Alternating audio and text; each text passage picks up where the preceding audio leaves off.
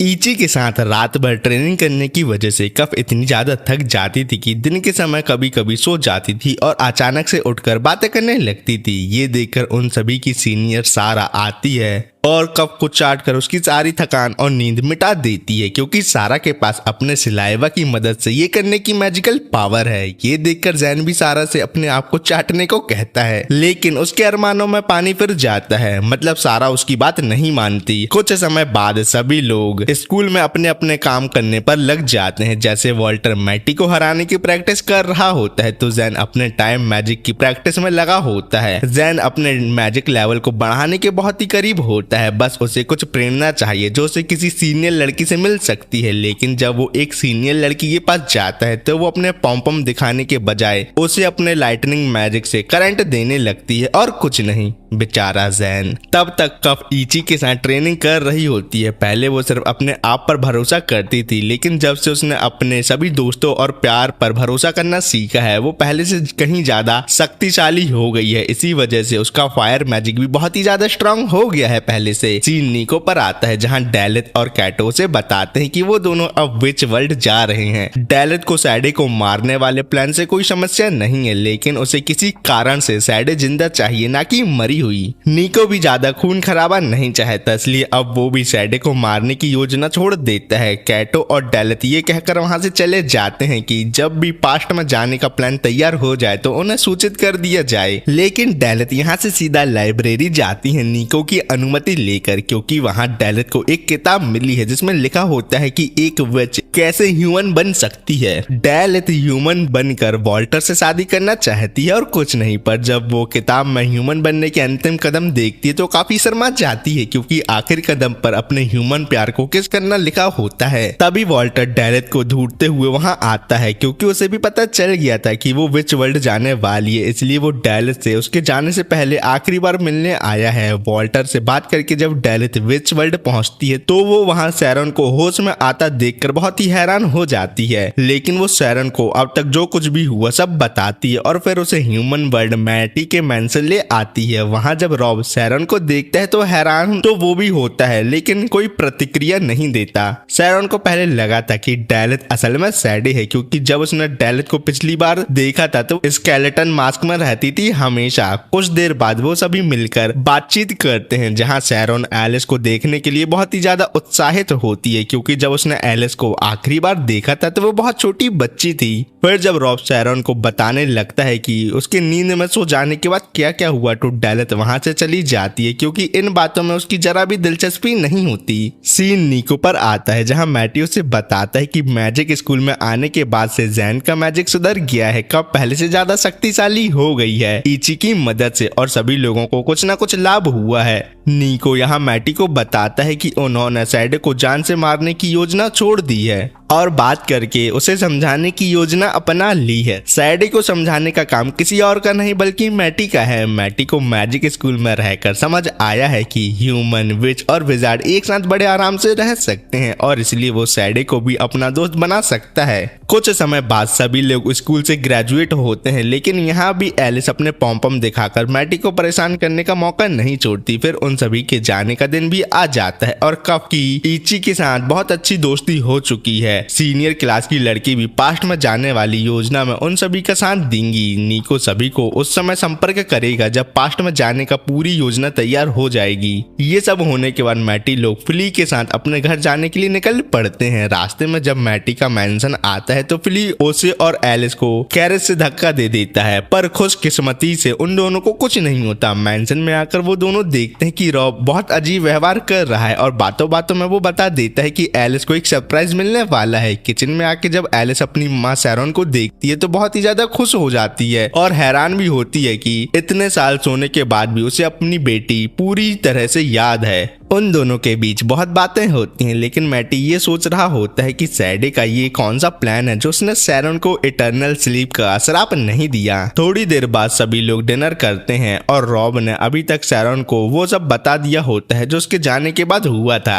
इसके बाद सैरॉन सभी को बताती है कि वो अपनी बहन को एलिस का ख्याल रखने के लिए धन्यवाद कहकर वहां से गैब्रा के पास जाएगी उसकी मेड बनने के लिए, क्योंकि वो दोनों बहुत ही अच्छी दोस्त हैं। और अगर सैरॉन यहाँ मेंशन में रही तो एलिस मैटी को अपनी छिचोरी हरकतों से परेशान नहीं कर पाएगी। ये सब सुनकर मैटी शर्मा जाता है, लेकिन सैरॉन से सैडे और उसके दादाजी के बारे में बताने को कहता है। सैरॉन सबसे पहले बताती है कि जब वो और एलिस अकेले छोटे से फॉरेस्ट हाउस में रहते थे तो वहाँ हंटिंग करते समय घायल होने की वजह से विक्टर उनके यहाँ एक रात रुक गए थे। कुछ दिनों बाद उन्होंने मुझे मेंशन में मेड बनने के लिए बुला लिया और एलिस को अच्छे डॉक्टर को दिखाने को कहा। पहले सैरॉन मेड के कामों में उतनी अच्छी नहीं थी, लेकिन धीरे धीरे सभी लोगों ने उसकी मदद की और वो हेड मेड बनने में सफल हो गई। इसी दौरान सैडे और डेलिथ उसके दोस्त बन गए। सैडे हमेशा सैरॉन को उसके भविष्य और बीते समय के बारे में सच सच बताती थी, लेकिन विक्टर के मरने के बाद उसे भी याद नहीं आ रहा कि आगे क्या हुआ था। ये सब सुनकर जब एलिस अपनी असली पिता के बारे में पूछती है तो सैरॉन बताती है कि एलिस के जन्म के बाद उसके पिता ने किसी और लड़की के लिए उसे छोड़ दिया और कुछ नहीं, लेकिन वो ये सब अपनी बेटी के साथ नहीं होना देना चाहती। इसलिए वो मैटी से कहती है कि कभी एलिस को मेरे पति की तरह धोखा मत देना। जब मैटी कहता है कि वो ऐसा कुछ नहीं करेगा तो ये सुनकर एलिस शर्मा जाती और मैटी को अंदर आने नहीं देती। कुछ समय बाद ये राज खुलता है कि सैडे ने सैरॉन के साथ एक समझौता किया था कि अगर वो एलिस को हमेशा के लिए ठीक कर दे तो बदले में सैरॉन को इटर्नल स्लीप का श्राप मिल जाएगा। लेकिन जब से सैडे ने फ्यूचर से आए लोगों को देखा उसने फैसला कर लिया कि वो सैरॉन को अपने काम के लिए इस्तेमाल करेगी और उसे फ्यूचर में होने वाली बातों का पता लगाएगी। प्रेजेंट में सैरॉन गैब्रा के मेंशन में जाने से पहले एक दिन एलिस के साथ टाउन घूमने आई है। वहां उनकी मुलाकात जैन और कब से होती है। जब जैन को पता चलता है कि सैरॉन एलिस की माँ है जो नींद से एकदम से जाग गई है तो वो उनसे कुछ नौटी हरकतें करने को कहता है, लेकिन कप उसे मार कर सीधा कर देती है और बाद में मिलने का कहकर वहां से चले जाते हैं वो दोनों। उसके बाद एलिस और सैरॉन कुछ खाने पीने चले जाते हैं। विक्टर को फॉरेस्ट वाला मेंशन बहुत ही ज्यादा पसंद था, इसलिए सैरॉन अक्सर विक्टर के साथ टाउन घूमने आया करती थी। विक्टर अपनी वाइफ से बहुत ही ज्यादा लव करता था जो जवानी में ही मारी गई थी, इसलिए वो डांस सीख रहा था ताकि स्वर्ग में जाके अपनी वाइफ के साथ अच्छा सा डांस कर सके। विक्टर का जाना सैरॉन के लिए ऐसा था जैसे उसके पिता की मौत हो गई हो। एलिस अपनी माँ को ऐसे बातें करता देख बहुत ही ज्यादा खुश है। जब वो दोनों पपेट शो देखने जाते हैं तो सैरॉन एलिस से कहती है, बेटा मैं तुम्हारी माँ हूँ इसलिए तुम बचपन की तरह अभी भी मुझसे बात कर सकती हो। ये बातें सुनकर एलिस बहुत ही ज्यादा खुश हो जाती है। फिर जब सैरॉन गैब्रा के मेंशन जाने लगती है तो उसकी बॉडी से सैडे की मैजिकल आई निकलती है जिससे वो अपना क्लोन बना सकती है। उसके मरने के बाद भी सीन वॉल्टर और वियोला पर शिफ्ट होता है जहाँ वॉल्टर वियोला से लड़की कैसे बिहेव करती है उसकी टिप लेने के लिए उसे परेशान कर रहा होता है। तभी वहाँ सैरॉन आती है। सैरॉन को देखकर गैब्रा बहुत गुस्सा हो जाती है क्योंकि उसे लगता है कोई उसके साथ मजाक कर रहा है और दूसरी बात इतने सालों बाद भी सैरॉन बुढ़ी क्यों नहीं हुई। ये सुनकर सैरॉन उसके साथ जो कुछ भी हुआ सब कुछ सच सच बताती है, लेकिन फिर भी गैब्रा सैरॉन की बातों पर विश्वास नहीं करती। तब सैरॉन कहती है, तुमने एक बार मुझे आई लव यू कहा था याद है। ये सुनकर गैब्रा को यकीन हो जाता है कि ये असली सैरॉन है, लेकिन वो आज उससे बात नहीं करना चाहती, इसलिए वो सैरॉन को अपने कमरे में जाने के लिए कहती है जो अभी भी पहले जैसा ही है। सैरॉन को जिंदा देखकर सभी मेड बहुत ही ज्यादा खुश होती हैं, लेकिन जब वॉल्टर ऐसे ही घूम रहा होता है तो उसे सैडे का क्लोन मिलता है और उसे समझ आ जाता है कि जैन के पास्ट में जाने की वजह से सैरॉन को होश में लाने का सैडे का ही प्लान था। वॉल्टर सैडे से लड़ने के लिए तैयार हो जाता है क्योंकि वो सैडे से डेलिथ का दिल और उसका चेहरा खराब करने का बदला जो लेना चाहता था। पर जब सैडे को पता चलता है कि डेलिथ वॉल्टर से प्यार करती है तो उसे बहुत ही ज्यादा गुस्सा आता है और वो उस पर हमला कर देती है। थोड़ी लड़ाई के बाद आखिर में वॉल्टर सैडे की मैजिकल आई तोड़कर उसे मार ही डालता है, लेकिन जब वियोला देखती है कि उसके भाई को चोट लग गई है तो वो अपना फेवरेट कोट देकर उसे खून रोकने को कहती है। सैडे का एक क्लोन जेमिनी सर्कस पर भी हमला करता है और दिमाग से पैदल कप उसे मारने के चक्कर में पूरा सर्कस ही तोड़ने लगती है। पर सही वक्त पर जैन वहाँ आकर अपने टाइम मैजिक से सैडे के क्लोन को मारकर सब कुछ पहले जैसा कर देता है। फिर सीन विच वर्ल्ड में आता है जहाँ डेलिथ अपने दोनों चेली कैटो और टैटो के साथ बीच में घूमने आई होती है। तभी टॉमी आता है और बताता है कि कैटो के साथ ह्यूमन वर्ल्ड जाने की वजह से डेलिथ को बहुत सारे काम करने होंगे जो पेंडिंग है। फिर टॉमी ये भी कहता है कि जब से डेलिथ विच वर्ल्ड की बॉस बनी है तब से विच वर्ल्ड में रहना सभी के लिए बहुत ही ज्यादा आसान हो गया है। तभी डेलिथ देखती है कि कैटो और टैटो पर एक शार्क ने हमला कर दिया है तो वो शार्क को पकड़कर उन्हें बचाती है और जब वो शार्क को डीप वाटर में छोड़ने जाती है तब अकेली देखकर सैडी का क्लोन उस पर हमला कर देता है, क्योंकि उसे ये पसंद नहीं आता कि डेलिथ विच वर्ल्ड को बिना किसी को पनिशमेंट दिए चला रही है, इसलिए वो डेलिथ को मारने का फैसला कर लेती है। पर डेलिथ अपने इल्यूजन से बड़े आराम से सैडी के क्लोन को मार देती है, क्योंकि डेलिथ को सैडी का चेहरा देखकर डर लगता था, इसलिए बिना उसका चेहरा देखे उसे मारना उसके लिए बहुत ही ज्यादा आसान था। मैटी के मैंशन में भी सैडी का क्लोन हमला कर देता है। बातों बातों में सैडी एलिस को बता देती है कि सैरॉन ने उसकी इलनेस को हमेशा के लिए खत्म करने के लिए उससे डील की थी, इसी वजह से उसे इटर्नल स्लीप का कर्ज लेना पड़ा था। सैडी उसे और रॉब को डराने की कोशिश करती है, लेकिन तभी वहां मैटी आता है और उससे टच होते ही क्लोन मारी जाती है। लेकिन मैटी को लगता है जैसे उसने कोई बहुत बड़ी गलती कर दी हो, पर जब उसे पता चलता है कि वो सैडी का क्लोन था तो वो निको की बात पर भरोसा कर लेता है कि मैटी के कर्ज से सैडी मारी जा सकती है। लेकिन उसे समझ नहीं आता कि सैडी ने लोगों को ऐसा कर्ज क्यों दिया जिससे वो खुद मर सकती है। एलिस को उस रात अकेला सोने में थोड़ा डर लग रहा था, इसलिए वो मैंशन में सोने की रिक्वेस्ट करती है मैटी से। एलिस को अच्छा महसूस कराने के लिए मैटी उसके लिए पियानो बजाता है और दोनों बात करते हैं कि सैडी जब किसी को कुछ देती है तो बदले में उनसे कुछ लेती भी है और ये कष्ट देने का उसका एक रूल है। पियानो बजाकर एलिस को खुश करने के लिए वो मैटी से एक विश पूरी करने का प्रॉमिस करती है, पर जब मैटी गलती से बोल देता है क्या तुम मुझसे शादी करोगी, तो एलिस शर्मा कर वहां से चली जाती है। एक दिन की बात है जब एलिस मैटी के सामने ही उसकी शर्ट की खुशबू लेकर उसे परेशान करने लगती है और ऐसे दिखाती है जैसे ये कोई बड़ी बात ही ना हो। कुछ समय बाद मैटी बेचैन हो जाता है, क्योंकि निको ने कहा था कि जब पास्ट में जाने का पूरा इंतजाम हो जाएगा तो वो मैटी से संपर्क करेगा, लेकिन अब जल्द ही बसंत आने वाला है और अगर तब तक मैटी ने अपना श्राप नहीं तोड़ा तो गैरबरा उससे अपने सभी रिश्ते नाते तोड़ देगी। तो वो समझ नहीं पाता कि वो क्या करे। तभी एलिस वहां आती है, क्योंकि जैन ने उसे कुछ जादुई वस्तुएं भेजी होती हैं ताकि मैटी के श्राप को तोड़ने का कोई हल मिल सके, पर ज्यादा बिजी होने के कारण वो खुद नहीं आया। उस बैग में काफी अजीबोगरीब जादुई वस्तु यानी आइटम होते हैं। एलिस बिना सोचे समझे एक पोशन पी लेती है, क्योंकि उसे जल्द से जल्द एलिस का कर्ज रिमूव करना जो था। पर इन सब वस्तुओं से श्राप का तोड़ मिलने के बजाय मैटी को सिर्फ मुसीबतें ही मिलती हैं। इनमें सबसे खास चीज होती है एक जादुई चश्मा जिससे भूत देखा जा सकता है। मैटी सोचता है कि वो इसे रात को आजमाएगा ताकि भूत देखने के ज्यादा मौके उसे मिल सके। जब एलिस खाना बनाने चली जाती है तब एक नोट से मैटी को पता चलता है कि जो पोशन एलिस ने पिया था उससे आप सामने वाले को अपने प्यार में गिरा सकते हो, लेकिन जो पहले से ही आपके प्यार में हो उस पर इसका कोई असर नहीं होता। अगले दिन सीन शैरॉन पर आता है जो वियोला से हेयर कट करवा कर गैब्रा से मिलने आई होती है। वो बताती है कि वो फिर से मैंशन में नौकरानी का काम करने के लिए तैयार है, लेकिन सबसे पहले वो अपनी बहन से मिलकर एलिस की परवरिश के लिए उसका शुक्रिया अदा करेगी, उसके बाद काम शुरू करेगी। गैरबरा को इस बात से कोई ऐतराज नहीं होता। फिर हमें गैरबरा का जीवन दिखाया जाता है जहां बचपन से ही उसे दोस्ती करने की अनुमति नहीं थी। शादी और बच्चे होने के बाद भी वो अकेला महसूस करती थी, लेकिन जब से वो शैरॉन से मिली और उससे बातें करने लगी तो वो पहले से ज्यादा खुश रहने लगी। सबको लगता था कि गैरबरा अपने बच्चों को एक अच्छा नोबल बनाने के लिए उन पर सख्ती करती है, लेकिन सच ये था कि उसे बच्चों से प्यार से बात करना ही नहीं आता था। इसका मतलब ये बिल्कुल नहीं था कि उसे अपने बच्चों से प्यार नहीं है। धीरे धीरे गैरबरा और शैरॉन अच्छे दोस्त बन गए। इसी सिलसिले में गैरबरा ने शैरॉन से कहा था कि मुझे तुम पसंद हो, रोमांटिक तरीके से नहीं बल्कि एक दोस्त के रूप में। लेकिन कुछ समय बाद विक्टर की मौत हो गई और मैटी को दैत्य कर्ज मिल गया और साथ ही साथ शैरॉन भी एकदम से गायब हो गई या मारी गई।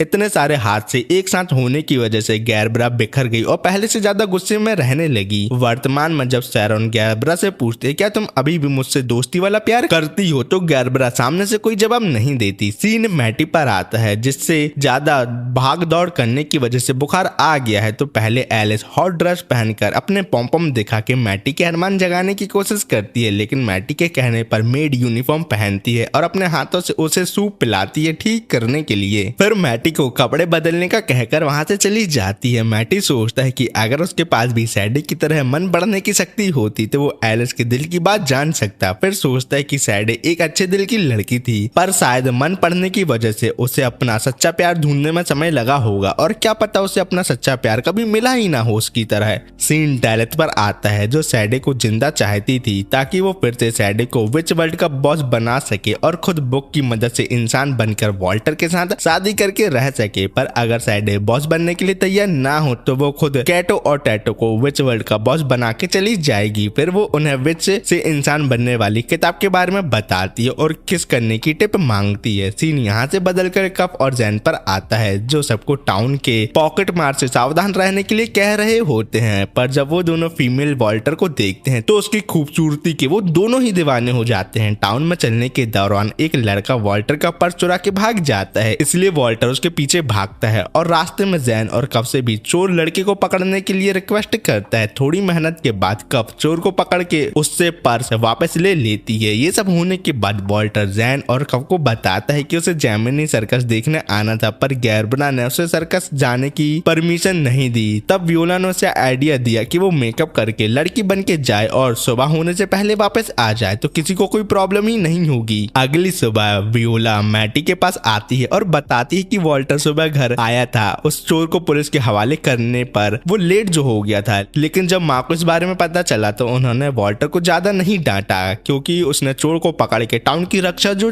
की थी। पर माँ ने वॉल्टर को मना कर दिया कि वो बाहर लड़कियों के कपड़े पहनकर ना निकले, जिस बात से वॉल्टर बहुत ही ज्यादा उदास हो जाता है। ये सब बातें बताने के बाद वियोला रॉब से मिलने जाती है जो सो रहा होता है। वो उसकी चोट लगी आंख देखने की कोशिश करती है, लेकिन रॉब जाग जाता है और उससे उल्टी सीधी बातें करने लगता है। वियोला की नजर रॉब के कमरे में पड़ती है जो अलग अलग चीजों से भरा होता है। फिर उसकी नजर एक म्यूजिक बॉक्स पर पड़ जाती है। जब वो इसे लेने की कोशिश करती है तो शुरू में रॉब इसे उसे छूने नहीं देता, पर फिर बताता है कि ये एक म्यूजिक बॉक्स है जो विक्टर ने अपनी पत्नी को उनकी शादी की सालगिरह पर तोहफे में दिया था, यानी वियोला के दादाजी ने उसकी दादी को गिफ्ट दिया था। लेकिन जब दोनों अपनी सालगिरह मनाकर वापस आ रहे थे तो ये बॉक्स गिर गया। जब विक्टर की पत्नी इसे उठाने गई तब दूसरी गाड़ी से टकराकर उनकी दुर्घटना हो गई और उनकी मौत हो गई। अब जब दोनों इस दुनिया में नहीं रहे तो रॉब इस म्यूजिक बॉक्स को बहुत संभाल के रखता है क्योंकि ये विक्टर का अपनी पत्नी के लिए दिया हुआ बहुत ही कीमती तोहफा था। फिर रॉब और वियोला साथ में म्यूजिक बॉक्स का गीत सुनते हैं और रॉब याद करता है कैसे विक्टर ने अपनी पत्नी लिज को ये म्यूजिक बॉक्स गिफ्ट किया था। उसी रात बारिश से बचने के लिए लिज, जो असल में मैटी की दादी है, वो भूत बन के मैंशन में रुकने आती है। पर अभी इस बारे में एलिस को पता नहीं होता। पहले एलिस को लगता है कि लिज एक विच है, तो ये सुन के लिज जोर जोर से हंसने लगती है। ये सब देख के एलिस को सैरन की याद आ जाती है। लिज एक एक करके मैंशन का रूम देखने लगती है, ये कह के कि वो उस मैंशन के मास्टर को अच्छे से जानती है। लिज रॉब को सोता हुआ देख के बोलती है, तुम तो बहुत ही ज्यादा ओल्ड हो गए हो मेरे प्यारे दोस्त। तभी वहाँ मैटी आता है और तब एलिस को पता चलता है कि लिज असल में मैटी की दादी है जो घोस्ट बन के यहाँ आई है। इसलिए एलिस मैटी से कहती है कि वो जैन के दिए हुए मैजिकल चश्मे पहने, और जब मैटी चश्मा पहनता है तो वो अपनी दादी को देख और सुन पाता है बड़े ही आराम से। लिज बताती है वो मरने के बाद अपने पति विक्टर के साथ वर्ल्ड ट्रैवल पर निकली है। विक्टर को ये मैंशन बहुत ही ज्यादा पसंद था, इसलिए वो इसको देखने आया है। लिज ये भी बताती है कि वो किसी रीजन से यहाँ ज्यादा देर तक नहीं रुक सकती। लिज के हिसाब से विक्टर ने सैडे नाम की विच से एक डील की थी जिसके बदले में वो मरने के बाद मेरे साथ वर्ल्ड ट्रैवल कर सकता है। सैडे का नाम सुन के मैटी लिज को बताता है कि उसने मुझे डेथ कर्स दिया था, तो आप जो कुछ भी उसके बारे में जानती हो तो मुझे बताओ दादी जी प्लीज।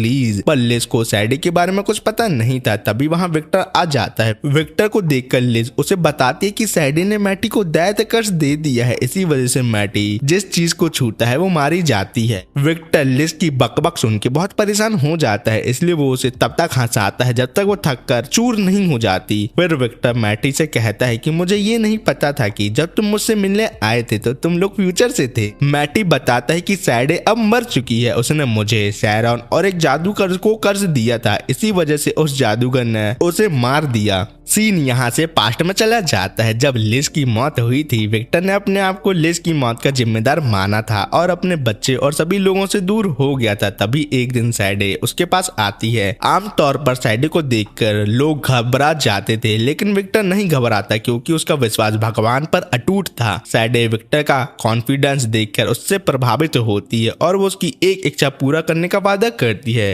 विक्टर की एक ही इच्छा थी कि वो अपनी पत्नी लिज के साथ पूरी दुनिया का सफर करे, जो अब कभी पूरा नहीं हो सकता। लेकिन सैडे कहती है कि अगर विक्टर अपनी जिंदगी के 20 साल और बदले में उससे कॉन्ट्रैक्ट करे तो वो उसे संभव बना सकती है। उसके बाद विक्टर एक भूत बन जाएगा और लिज के साथ दुनिया घूम पाएगा। आमतौर पर मरने के बाद सभी लोग भूत नहीं बनते, लेकिन सैडे के साथ कॉन्ट्रैक्ट करने की वजह से विक्टर भूत जरूर बनेगा। जब विक्टर पूछता है कि सैडे उसके 20 साल का क्या करेगी, तो सैडे कहती है कि वो उन्हें अपनी जादुई शक्ति में बदल देगी, या अगर काम ना आए तो बस उन्हें फेंक देगी। लेकिन वो ये भी जरूर कहती है कि अगर विक्टर कॉन्ट्रैक्ट पर साइन करे तो वो मरने के बाद अपनी पत्नी लिज से सच में मिल पाएगा। ये कॉन्ट्रैक्ट ना सैडे तोड़ सकती है ना ही विक्टर। अपनी पत्नी से मिलने की ख्वाहिश में विक्टर बिना 2 बार सोचे कॉन्ट्रैक्ट पर साइन कर देता है। कुछ समय बाद विक्टर अपने मैंशन में विच के बारे में किताब पढ़ रहा होता है, तभी सैडे वहां आ जाती है क्योंकि वो विक्टर से बहुत ही ज्यादा प्रभावित थी। विक्टर पहले तो हैरान होता है कि सैडे कॉन्ट्रैक्ट पूरा होने के बाद उससे मिलने क्यों आई है, लेकिन ये सब छोड़ के सैडे बताती है कि जो किताब वो पढ़ रहा है उसमें विच के बारे में सब कुछ गलत जानकारी दी गई है। विच आग से नहीं बल्कि सैडे से डरते हैं, जो विच वर्ल्ड की बॉस जो है। विक्टर सैडे से कहता है कि किसी को अपने विच होने की हकीकत नहीं बताना, वरना विच हंटर तुम्हें मार डालेंगे। सैडे उसे आश्वासन देती है कि वो इतनी शक्तिशाली है कि विच हंटर को अकेले ही संभाल सकती है। सैडे अक्सर विक्टर से मिलने आती रहती थी, कभी अपनी जुड़वा बहन डेलिथ को भी साथ ले आती थी वो।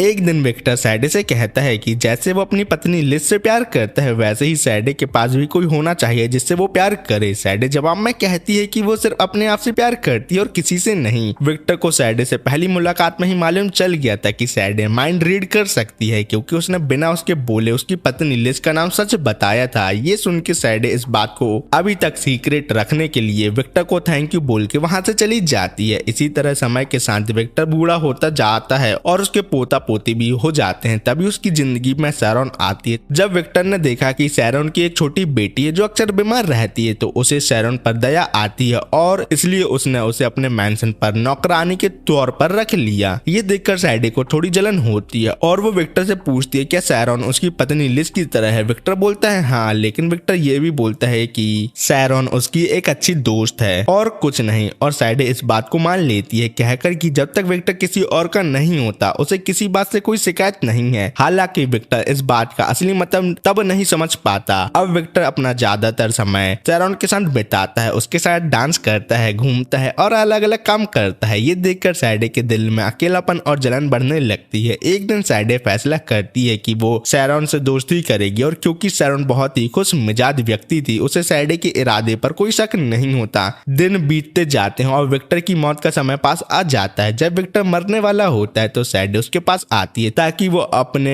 कॉन्ट्रैक्ट का हिस्सा पूरा कर सके, पर तभी सैडे रोते हुए कहती है कि काश विक्टर उससे प्यार करता, पर विक्टर कुछ कह पाता उससे पहले ही उसकी मौत हो जाती है। विक्टर की मौत के बाद सैडे की जलन गुस्से में बदल जाती है, क्योंकि जिस इंसान से वो प्यार करती थी वो अब चला गया है। वो सैरन को एक कर्ज देती है और अब जाके मैटी को समझ आता है कि जब सैडे ने कहा था कि वो कभी किसी से प्यार नहीं कर पाएगा और ना ही कोई उससे प्यार करेगा, तो वो असल में अपने बारे में कह रही थी, क्योंकि उसकी बात सुनने वाला उसके पास कोई नहीं था। और इसी तरह वो अपने प्यार के मरने के दुख में अकेले ही मारी गई। वर्तमान में मैटी फैसला करता है कि वो समय में पीछे जाकर सैडे से उसके मरने के पहले बात करेगा। उसका इरादा है कि सैडे को कहना कि वो अकेली नहीं है और वो उसे बचाएगा। विक्टर भी सोचता है कि उसने सैडे को प्यार का मतलब सिखाया, लेकिन जब उसकी बारी आई प्यार देने की तो वो मारा गया। अब समय आ चुका था विक्टर और लिज के रवाना होने का, क्योंकि कॉन्ट्रैक्ट के मुताबिक उन्हें पूरी दुनिया का सफर करना था और हर जगह सिर्फ एक ही बार जाने की अनुमति थी। अगर वो किसी जगह ज्यादा देर तक रुकते तो इस दुनिया से गायब हो जाते। ये ही कॉन्ट्रैक्ट के नियम थे। तभी मैटी ने सुझाव दिया कि उन्हें रॉब से मिलना चाहिए। मैटी रॉब को जादुई चश्मे पहनने को कहता है, जिसके बाद रॉब अपने मास्टर और उनकी वाइफ को देखकर बहुत ही ज्यादा खुश होता है और उनसे काफी देर तक बातें करता रहता है। जाने से पहले विक्टर ने मैटी को उन सभी जगहों की लिस्ट दी थी जहां जहां वो अपने वर्ल्ड टूर में जाने वाले थे, ताकि जरूरत पड़ने पर मैटी उनसे मिल सके। इसके साथ ही वेक्टर और लिज अपने वर्ल्ड ट्रैवल पर निकल पड़ते हैं। एमिलिया सपना देख रही होती है जिसमें जोरो उसे ऑक्टोपस खाने को कहता है, लेकिन अचानक सपना टूट जाता है और वो देखती है कि उसके सामने डेलिथ है। डेलिथ उसे बताती है कि वो इंसान बनना चाहती है और इसके लिए उसे मरमेड के स्केल की जरूरत है। जैसे डेलिथ विच वर्ल्ड की बॉस है, वैसे ही एमिलिया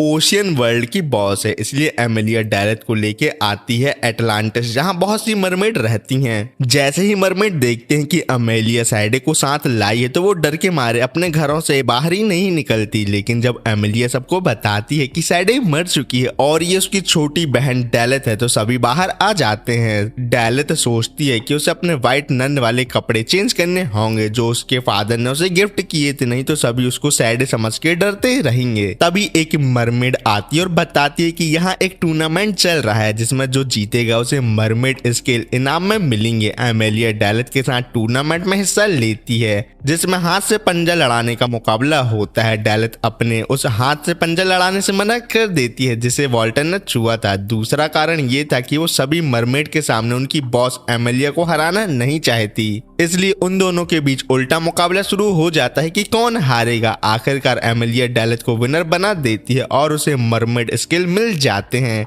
मरमेड स्किल पाने से डेलिथ बहुत ही ज्यादा खुश हो जाती है और इसी खुशी में वो एमिलिया की एक विश पूरे करने का उसे ऑफर देती है। तब एमिलिया कहती है कि तुम मेरी तरफ से ये मरमेड स्किल मेरे पति जोरो को दे दो और एमिलिया शर्मा के अपने आप को कैमोफ्लेज करके वहां से गायब हो जाती है। वादे के मुताबिक डेलिथ वो स्किल जोरो को दे देती है। जोरो को लगता है जैसे उसकी पत्नी की तरफ से उसे एक प्रेम पत्र मिला हो। सीन शिफ्ट होता है मैटी की तरफ जो अपने मैंशन में वियोला को देखता है। वियोला उसे बताती है कि वो और एलिस डेलिथ के लिए नया कॉस्ट्यूम डिजाइन कर रही हैं क्योंकि सब लोग उसे व्हाइट कपड़ों में देखकर सैडे समझ लेते हैं। एलिस थोड़ा नॉटी हरकतें करके मैटी को चिढ़ाती है। वियोला भी कहती है कि वो रॉब से शादी करेगी, एलिस को उनकी मेड बनाएगी और मैटी को उनका पेट, जो सिर्फ रोते हुए एलिस एलिस बोलेगा। लेकिन तभी कॉस्ट्यूम बनाते वक्त वियोला चोट खा लेती है। अगले दिन कॉस्ट्यूम तैयार हो जाता है और जब डेलिथ उसे पहनती है तो वो उसमें बहुत ही सुंदर लगती है। अब उसे खुशी होती है कि कोई भी उसे सैडे समझने की गलती नहीं करेगा और वो अपने पिता का दिया हुआ नन ड्रेस बाद में भी पहन सकती है। तभी वॉल्टर वहां लड़की बन के आता है और डेलिथ उसे देखकर उस पर और भी ज्यादा फिदा हो जाती है। फिर सीन वापस मैंशन में शिफ्ट होता है जहां मैजिकल स्कूल की एक सीनियर स्टूडेंट आती है ताकि जूनियर की प्रोग्रेस रिपोर्ट वो ले सके। सीनियर का नाम है एल्विन। एल्विन अपने रिपोर्ट में लिखती है कि एक नोबल की मेड बिना सवाल किए हर बात उसकी मानती है जो वो कहता है। एल्विन को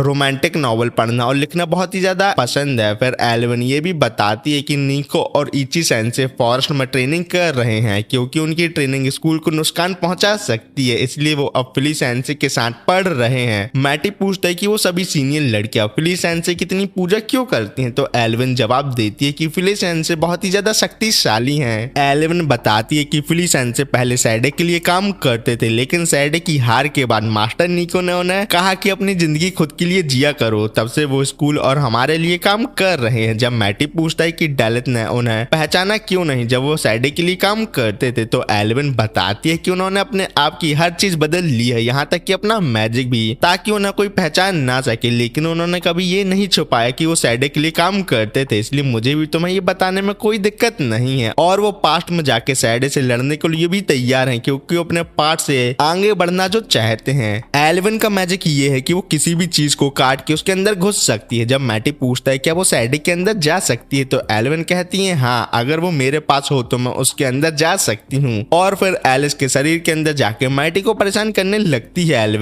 एल्विन के जाने के बाद मैटी सोचता है आने वाला स्प्रिंग सीजन जो उसके कर्स ब्रेक करने की डेडलाइन है वो पास ही आ गया है। निको सेंसे अभी तक टाइम में वापस जाने का प्लान नहीं बना पाए हैं। चाहे जो भी हो उसे अपनी माँ गैब्रा को ये बताना ही पड़ेगा। तभी कफ आती है और उन्हें गैब्रा के मेंशन ले जाती है। वहां जाके कफ वियोला को जोर से बुलाती है। वियोला गुस्से में बाहर आती है और कहती है कि घर में डांस पार्टी है और वो अपनी वायलिन परफॉर्मेंस की प्रैक्टिस कर रही है। फिर जब मैटी गैब्रा से मिलने जाता है तो वो गुस्से में बोलती है बाद में आना। ये सब सुनने के बाद मैटी सोचता है कि उसे घर वापस चले जाना चाहिए, लेकिन वियोला उसे जाने नहीं देती और उन्हें वॉल्टर के पास ले जाती है, जो फिलिप की बहन से एक नोबल आदमी की तरह बात कर रहा होता है। ये देखकर सब कहते हैं कि अगर डेलेथ ने वॉल्टर को किसी और लड़की के साथ देख लिया तो क्या होगा, लेकिन उन सभी की काली जवान, क्योंकि डेलेथ वहां आके वॉल्टर को किसी और लड़की के साथ देख लेती है, जिससे वो बहुत ही ज्यादा उदास हो जाती है। वियोला समझाती है कि ये शादी का अरेंजमेंट नहीं है, वो सिर्फ उसकी दोस्त है, और अगर तुम इतनी ही जेलस हो रही हो तो आज ही तुम उसे प्रपोज क्यों नहीं कर देती। फिर वियोला डेलेथ से ये भी कहती है अगर उसने जल्दी कुछ नहीं किया तो उसकी माँ शायद वॉल्टर की शादी किसी और लड़की से फिक्स कर देगी। तभी कफ बीच में बोलती है कि उसे कल के परफॉर्मेंस के लिए सर्कस वापस जाकर प्रैक्टिस करनी होगी, और वहां से वो चली जाती है। वॉल्टर उन्हें बात करते हुए देखता है और काफी गुस्से में आ जाता है। वियोला डेलेथ और दूसरों को शैरॉन के पास ले जाती है, जो अपनी बात बिना झिझके बोलती है। शैरॉन अपनी बेटी एलिस से लंबी बातें करती है और उसे कई बार प्यार से किस करती है और फिर वहां से अपना काम करने चली जाती है। उसके बाद वियोला डेलेथ को कहती है कि तुम्हें वॉल्टर के साथ पार्टी में डांस करना चाहिए, और उसे अच्छे कपड़े पहनाने के लिए चली जाती है। उधर एलिस और मैटी बाहर आते हैं और एलिस कहती है कि वो अपना पहला किस सिर्फ मैटी के साथ करना चाहती है और किसी के साथ नहीं। तभी फिलिप आता है हाथ में सिगरेट लेके, लेकिन मैटी को देखते ही घबरा जाता है। मैटी उसे पिछली बार जो कुछ भी हुआ उसके लिए माफी मांगता है। तभी वियोला आती है और बताती है कि जैसे ही डेलेथ ने नए कपड़े पहने वो भाग गई, कहकर कि वो सबके सामने वॉल्टर के साथ डांस नहीं कर सकती।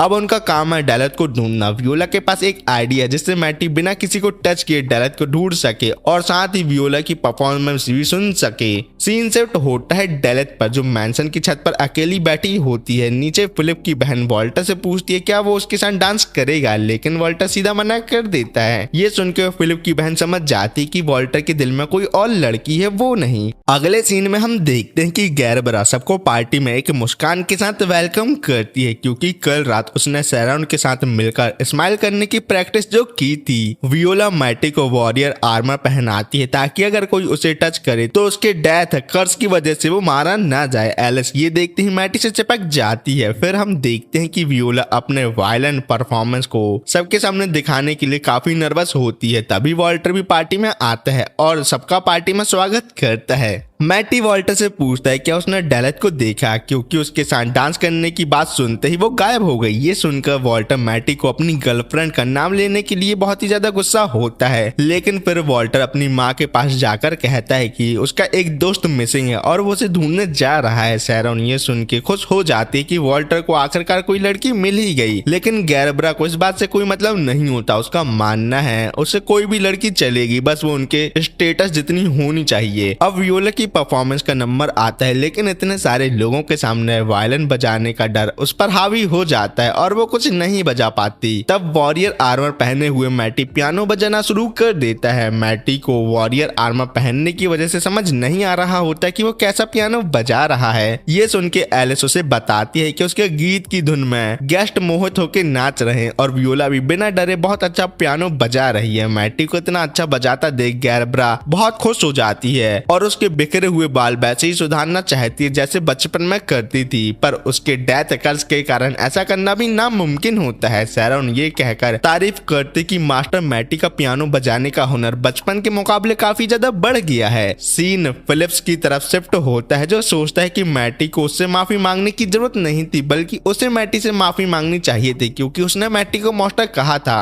इस दौरान वॉल्टर आखिरकार डेलेथ को मैंशन की छत पर ढूंढ ही लेता है। पहले वो उसकी तारीफ करता है कि वो ड्रेस में कितनी सुंदर लग रही है, फिर पूछता है कि क्या वो नाराज थी जब वो किसी और लड़की के साथ बात कर रहा था। डेलेथ कहती है कि उसे ये पसंद नहीं है कि वो किसी और लड़की के साथ बातें करे और डांस करे। वॉल्टर समझाता है कि वो फिलिप की बहन के साथ विच और डार्क मैजिक पर बात कर रहा था और वो दोनों सिर्फ अच्छे दोस्त हैं, ना कि लवर है। लेकिन क्योंकि उसने डेलेथ को उदास कर दिया था, वो उसकी एक इच्छा पूरा करने के लिए तैयार हो जाता है। डेलेथ कहती है मेरी विश है तुम मुझे किस करो, लेकिन तभी क्लियर करती है कि ये एक रिचुअल के लिए है जो उसे इंसान बनाने में मदद करेगा। लेकिन तभी वॉल्टर किस करने से सीधा मना कर देता है, कहकर कि वो अगला फैमिली हेड बनने वाला है, इसलिए वो उस लड़की को किस करेगा जिससे वो शादी करेगा। ये सुनकर डेलेथ रो पड़ती है, लेकिन वॉल्टर कहता है कि अगर वो उससे शादी का वादा करे तो वो उसे किस करेगा। आगे वो ये भी कहता है कि जवाब अभी देने की जरूरत नहीं है, वो तब फैसला ले सकती है जब अपना आखिरी इंसान बनने का रिचुअल पूरा करने वाली हो वो। इस बात के बाद दोनों मैंसन की छत पर खूबसूरती से डांस करते हैं।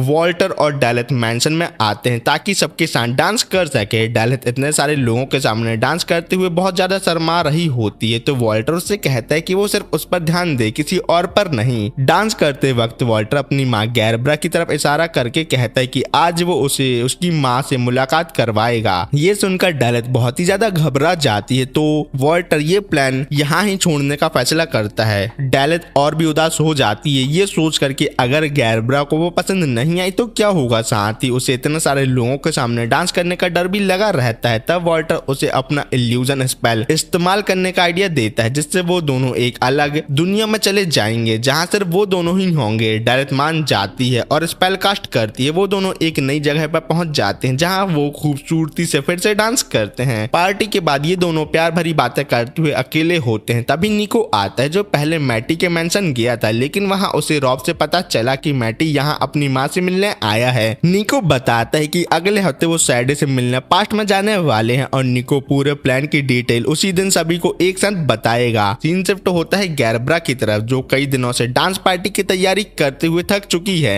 तभी मैटी उससे मिलने आता है और जब वो पूछती है कि क्या उसने अपना कर्ज तोड़ने का तरीका ढूंढ लिया है, तो मैटी कहता है कि अगले हफ्ते वो उस विश से मिलने जा रहा है और शायद अपना कर्ज तोड़ने में वो कामयाब भी हो जाए। लेकिन मैटी को नहीं पता होता कि फ्यूचर में क्या होगा। फिर मैटी पूछता है कि उन्होंने उसे फॉरेस्ट के मैंशन में अकेला रहने क्यों छोड़ दिया था और क्यों उन्होंने उसे मॉड का डूट कहा था। पर गैब्रा को याद नहीं होता कि उसने कभी ये सब मैटी को कहा था भी या नहीं, लेकिन तब भी अगर बोला हो तो इस बात को बोलने के लिए वो मैटी से दिल से माफी मांगती है। फिर वो बताती है कि मैटी को फैमिली हेड बनना ही होगा, चाहे वो चाहे या ना चाहे, क्योंकि वो सबसे बड़ा बेटा जो है और नोबल के नियम के हिसाब से सबसे बड़ा बेटा ही फैमिली हेड बनता है। इसलिए वो मैटी की एलिस से शादी के खिलाफ है, चाहे एलिस कितनी भी दयालु और सुंदर क्यों ना हो। पर तभी थकान के कारण गैरब्रा सो जाती है। मैटी कहता है कि उसे अभी भी याद है कैसे बचपन में गैरब्रा उसे प्यार करती थी और उसका ख्याल रखती थी, इसलिए वो वादा करता है कि वो अपना कष्ट तोड़ने की पूरी कोशिश करेगा और वापस उनके पास आएगा। पार्टी खत्म होने के बाद सब लोग जाने लगते हैं। मैटी दोबारा फिलिप से माफी मांगता है, पर इस बात से फिलिप शर्मा जाता है और अलविदा कहकर निकल जाता है। वियोला पार्टी में पियानो बजा के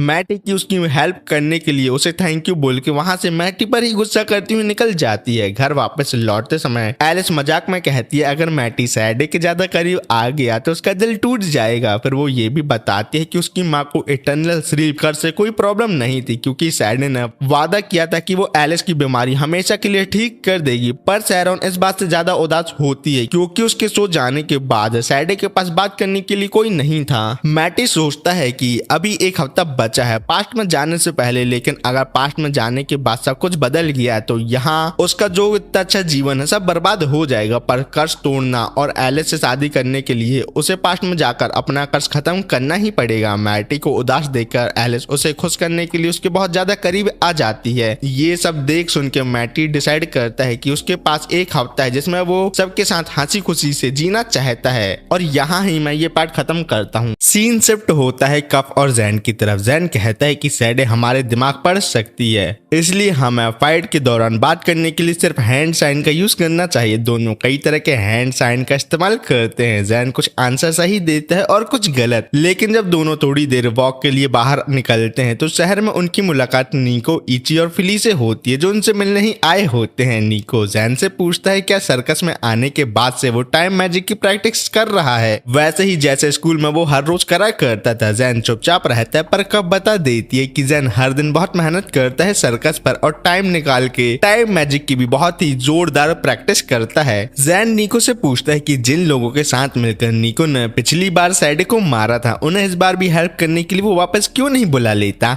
निको समझाता है कि उनमें से ज्यादातर लोग मर चुके हैं और जो बचे हैं वो बहुत बुरी तरह इंजर्ड हैं। कुछ ने अपनी मैजिक पावर हमेशा के लिए खो दी है, इसलिए उन्हें मदद के लिए बुलाया नहीं जा सकता। और वैसे भी मैटी ने निको को सैडे से बात करके सबको सही कराने के लिए मना लिया है। निको जैन को बताता है कि इस बार भी उनके पास बहुत ताकत है क्योंकि उनके पास सैडे की बहन डेलिथ है, साथ में जैन, कफ, निको, इची, फिली और उनकी सीनियर क्लासमेट्स भी हैं। फिर निको एक इम्पोर्टेंट बात बताता है अगर जैन टाइम में पीछे गया तो सैडे सबसे पहले जैन के पीछे ही आएगी उसका टाइम मैजिक छीनने के लिए। इसलिए निको का कहना है कि जैन टाइम पोर्टल बनाए पर प्रेजेंट में ही रहे, पास्ट में ना जाए। लेकिन जैन ऐसा करने से सख्त मना कर देता है क्योंकि वो मैटी का कर्ज तोड़ने में मदद करना चाहता है, क्योंकि वो मैटी का दोस्त है और एलिस और मैटी ने कफ और उसकी बहुत मदद की थी, इसलिए अब उनका फर्ज है कि अब वो मैटी की मदद करें। सीन मैटी पर आता है और एलिस उसे बताते हैं कि आज सभी लोग उनके मेंशन आने वाले हैं। रात में एलिस के कमरे में गर्ल्स पार्टी चल रही होती है, लेकिन वहां भी कफ ABCD सीख रही होती है। तभी वियोला को कैटो से पता चलता है कि डेलिथ इंसान बनने के लिए सभी चीजें ढूंढने में बिजी है, तो वो यहाँ नहीं आ पाई। तो वियोला को लगता है कि वो फालतू में वॉल्टर को अपने साथ खींच लाई है। मेंशन में मैटी जैन और वॉल्टर को अब तक जो कुछ उसे पता चला है सब बता देता है, यानी सैडे माइंड रीड कर सकती है और वो उसके दादाजी विक्टर से प्यार करती थी, लेकिन विक्टर के मरने के बाद वो बिल्कुल अकेली हो गई। इसी वजह से उसने मैटी को डेथ कर्ज दे दिया। लेकिन जैन को इन सब बातों में ज्यादा इंटरेस्ट नहीं होता, उसे तो बस गर्ल्स की बातें सुननी होती हैं, क्योंकि उसके हिसाब से वो सब नोटी नोटी हरकतें या बातें कर रही होंगी। सीन वियोला पर आता है जब वो सबसे कहती है चलो एक दूसरे के प्यार के बारे में बात करें, लेकिन सभी लोग ऐसा करने से मना कर देते हैं। तभी वहां सीनियर क्लास की सभी लड़कियां आ जाती हैं और एक दूसरे से लड़ने लगती हैं कि पुलिस से सबसे ज्यादा प्यार कौन करता है और उससे शादी कौन करेगा। ये सब देखकर वियोला सभी पर चिल्लाकर उन्हें चुप रहने को कहती है। तब कैटो अपने प्लांट मैजिक से वियोला को खुश करने के बजाय उसे डरा देती है। वियोला वहां एक डेड रोज फ्लावर देखती है जो एलिस ने संभाल कर रखा था। एलिस बताती है कि ये उसके लवर का दिया हुआ एक प्यारा सा गिफ्ट है और कुछ नहीं। ये सुनकर वियोला सबसे पूछने लगती है क्या किसी को पता है एलिस किससे प्यार करती है, लेकिन कोई भी इस सवाल का जवाब नहीं देता क्योंकि सबको लगता है वियोला मजाक कर रही है, क्योंकि सभी जानते हैं कि एलिस तो वियोला के बड़े भाई मैटी से ही प्यार करती है। फिर कब घर के बाहर आके जैन पर चिल्लाते हुए कहती है मुझे याद आ गया एच के बाद आई आता है। सबके जाने के बाद मैटी और एलिस रॉब के कहने पर पिलो फाइट खेलने आते हैं, लेकिन कुछ देर बाद रॉब थक कर वहीं बैठ जाता है और सो जाता है। तब भी मैटी और एलिस अपनी पिलो फाइट जारी रखते हैं। कई तकिए जमा करके उनके बीच एक पहाड़ बनाते हैं और दोनों उस तकियों के अंदर खेलते हैं पर एक दूसरे को छुए बिना। ये देखकर रॉब सोचता है अगर उसने सही समय पर शादी कर ली होती तो आज उसके मैटी और एलिस जितने पोता पोती होते। फिर उसके मन में ये चिंता रहती है कि क्या उसने सही किया एलिस को यहाँ लाकर, क्योंकि मास्टर मैटी उससे प्यार कर बैठे हैं। पर एलिस जानती है कि उन दोनों की शादी नहीं हो सकती क्योंकि वो एक मेड है और मैटी एक नोबल। रॉब के दिल में उलझन और संदेह भरा होता है, लेकिन वो फैसला करता है कि मैटी और एलिस के रिश्ते में दखल नहीं देगा। वो उसका मानना है कि मैटी की फीलिंग एलिस के लिए सच्ची है और वो चाहता है कि दोनों हमेशा खुश रहें। बाद में मैटी रॉब से पूछता है कि किसी लड़की को प्रपोज कैसे करते हैं। रॉब हैरान होकर मैटी से पूछता है वो किसे प्रपोज करने वाला है, तो मैटी बताता है कि वो एलिस को प्रपोज करेगा। मैटी समझाता है कि उसे पता है कि वो नोबल है और एलिस एक मेड, पर जब वो अपने सबसे बुरे हालात में था एलिस ने उसकी देखभाल की थी, इसलिए अब वो चाहता है कि वो एलिस से शादी करके उसे हर वो दुनिया की खुशी दे जो वो चाहती है। मैटी की बातें सुनकर रॉब का दिल पिघल जाता है और वो कहता है कि उसे खुद प्रपोज करना नहीं आता क्योंकि उसने कभी किसी को प्रपोज नहीं किया, लेकिन वो मैटी को सलाह देता है कि अपने दिल की बात सीधा कहो और अपने इमोशन में सच्चे रहो। रॉब मानता है अगर मैटी ने अपनी फीलिंग ईमानदारी से कही तो एलिस जरूर उसके प्यार को समझेगी। दिन बीतने के साथ जैन कप को एक कैमरा देता है जिसमें कप अपने सभी करीबियों की तस्वीर खींचती है, जिसमें एलिस और मैटी भी शामिल होते हैं। एलिस मैटी की फोटो अपने लॉकेट में रखती है जिससे उसका प्यार और लगाव दिखाई देता है। धीरे धीरे वो दिन भी आ जाता है जब सबको पास्ट में जाकर लड़ाई करनी होती है। हर कोई तैयारी में जुट जाता है। वियोला एलिस से मिलने आती है और दोनों आपस में कैजुअली बातें करते हैं। बातें करते करते एलिस वियोला को बता देती है कि वो उसके बड़े भाई मैटी से प्यार करती है। ये सुनकर वियोला हैरान हो जाती है पर साथ ही साथ खुश भी होती है कि एलिस ने उस पर भरोसा करके अपना राज उससे शेयर किया। लेकिन वियोला को अपनी माँ की चिंता होती है क्योंकि उसे पता है कि उनकी माँ कभी भी इस रिश्ते को कबूल नहीं करेगी। फिर भी वियोला एलिस को हक करते हुए यकीन दिलाते हैं कि वो हमेशा उन दोनों के साथ ही रहेगी। उस रात एलिस मैटी को बताती है कि उसने उनका राज वियोला को बता दिया है और आज वियोला ने उसे हक किया था। ये सुन के मैटी को वियोला से जलन होती है, लेकिन एलिस उसे शांत कराती है और कहती है कि उन्हें अपना पूरा ध्यान मैटी का कर्ज पास्ट में जाकर खत्म करने पर लगाना चाहिए। उसके बाद एलिस चाहती है कि मैटी उसे वैसे ही गले लगाए जैसे वियोला ने लगाया था। ये सब सुन के मैटी एलिस से वादा करता है कि जैसे ही उसका का कर्ज खत्म हो जाएगा वो सबसे पहले उसे गले लगाएगा और किसी को भी नहीं। अगली सुबह मैटी और एलिस पास्ट में सैडी से मिलने के लिए तैयार हैं, पर मैटी थोड़ा घबराया हुआ होता है, लेकिन डेलिथ उसे तसल्ली देती है कि वो सैडी को अपना दोस्त बनाने के लिए सबसे सही इंसान है। डेलिथ कहती है क्योंकि मैटी विक्टर का पोता है तो सैडी उसकी बात सुनने को तैयार हो जाएगी। डेलिथ चाहती है कि सैडी जिंदा रहे जिससे वो उसे विच वर्ल्ड का बॉस बना के खुद ह्यूमन बन के वॉल्टर के साथ शादी करके अपनी लाइफ आराम से जी सके, लेकिन अपने इस फ्यूचर प्लान के बारे में वो किसी को कुछ नहीं बताती अभी। फिर डेलिथ मैटी को ये भी बताती है कि वो कैटो और टैटो को अपने साथ पास्ट में नहीं ले जाएगी क्योंकि अगर उसे कुछ हो गया तो किसी को तो जिंदा रहना चाहिए जो विच वर्ल्ड संभाल सके। अगर वो लौट कर ना आई तो तभी वहां निको सभी लोगों के साथ आता है और ऑफिशियली वो सभी पास्ट में जाने के लिए रेडी हो जाते हैं। निको हमें बताता है कि कई बार बहुत से विजार्ड सैडी से मिले थे लेकिन तब उसने उन्हें कुछ नहीं किया था, पर एक दिन पता नहीं क्यों उसने निको को इमॉर्टलिटी का श्राप देकर छोटा बच्चा बना दिया। इस वजह से निको इची के साथ बुढ़ा होने के बाद उसके साथ मर नहीं पाएगा। निको ने अपने आप को मारने की बहुत कोशिश की लेकिन कुछ भी काम नहीं आया। फिर उसने सैडी को मारने का फैसला किया है, लेकिन सैडी के मरने के बाद भी उसका श्राप नहीं टूट पाया, इसलिए तब उसने निश्चय किया कि वो एक मैजिक स्कूल खोलेगा और बहुत से बच्चों को ट्रेनिंग देगा। साथ ही वो ऐसे मैजिक यूजर की खोज करेगा जिसके पास टाइम मैजिक हो और उसकी मदद से वो समय में पीछे जाकर सैडी को तभी मार देगा जब उसने अब तक किसी को भी श्राप ना दिया हो। वर्तमान में सभी लोग मैटी के मैंशन में आते हैं। सीनियर लड़कियां मैंशन देखकर बहुत खुश हो जाती हैं, लेकिन इन सब बातों को छोड़कर निको सभी को अपनी योजना बताता है कि उन्हें क्या करना होगा और कैसे करना होगा। पास्ट में सभी लोग 3 ग्रुप में जाएंगे। पहले ग्रुप में मैटी, एलिस, फिली, जैन, डेलिथ और वॉल्टर होंगे। इस ग्रुप का काम है सैडी को दोस्त बनाकर या उसे समझाकर प्रेजेंट में लेके आना, क्योंकि अगर वो इन बातों को जानने के बाद भी पास्ट में रहती है तो कुछ भी बदल सकती है वो। और मान लो मैटी की सैडी को दोस्त बनाने की योजना सफल नहीं हुई तो दूसरा समूह काम आएगा जिसमें निको, इची, कफ होंगे। ये ग्रुप सैडी से लड़कर उसे प्रेजेंट में लाने की कोशिश करेगा। और लास्ट ग्रुप यानी सीनियर लड़कियों का होगा जो प्रेजेंट में रहेंगी, लेकिन जैन पोर्टल हमेशा खुला रखने की कोशिश करेगा। और जब दोनों ग्रुप सैडी को लाने में असफल हो जाएंगे तब सीनियर लड़कियां लड़ाई में आएंगी। वियोला का काम होगा कि वो प्रेजेंट में सभी लड़कियों को उल्टी सीधी हरकतें करने से रोकेगी। लेकिन निको कितनी लंबी लंबी बातें सुनने के बाद कफ सो जाती है। जब निको डेलिथ से पूछता है कि उसके हिसाब से पास्ट में सैडी की मदद कौन कर सकता है तो डेलिथ जवाब देती है कि पास्ट वाली डेलिथ ही जो सैडी की हर बात मानती है वही उसकी मदद कर सकती है। सबको योजना बताने के बाद निको के कहने पर जैन टाइम पोर्टल खोलता है। वहां फिली सबको उसके ऊपर विश्वास करने को कहता है क्योंकि वो लोगों को नुकसान पहुंचाने से ज्यादा उनकी रक्षा करने में बेहतरीन है। टाइम पोर्टल से जाते वक्त डेलिथ वॉल्टर को बताती है कि उसने ह्यूमन बनने की सभी सामान इकट्ठा कर लिया है और वो चाहती है कि सैडी जिंदा रहे ताकि वो उसे विच वर्ल्ड का बॉस बनाकर वॉल्टर के साथ ह्यूमन बनकर शादी करके अपनी जिंदगी आराम से जी सके। अब जैन अपने टाइम मैजिक में इतना अच्छा हो गया है कि वो सबको एक साथ पास्ट में ले आता है। वहां पहुंचने पर डेलिथ सबको बताती है कि सैडी उनकी उपस्थिति को महसूस कर चुकी है, इसलिए वो छुप गई है। तो जैन निश्चय करता है कि जब सैडी को उनकी उपस्थिति का पता चल ही गया है तो बेहतर होगा कि वो सामने से उसे ही ढूंढ लें। डेलिथ सोचती है अगर जैन के पास टाइम मैजिक ना होता तो सैडी सबसे पहले उसी को मार डालती। जैन मैंशन के रूफ टॉप पर पहुंचता है और सोचता है कि अगर सैडी वास्तव में मन पढ़ सकती है तो उसे अपना मन बिल्कुल खाली रखना होगा, लेकिन क्योंकि वो बहुत बड़ा थड़की है इसलिए वो अपने मन में कफ के पॉम के बारे में सोचता है। थोड़ी देर बाद सैडी उसे ढूंढ लेती है। सैडी तुरंत समझ जाती है कि जैन वही व्यक्ति है जो टाइम मैजिक का उपयोग कर सकता है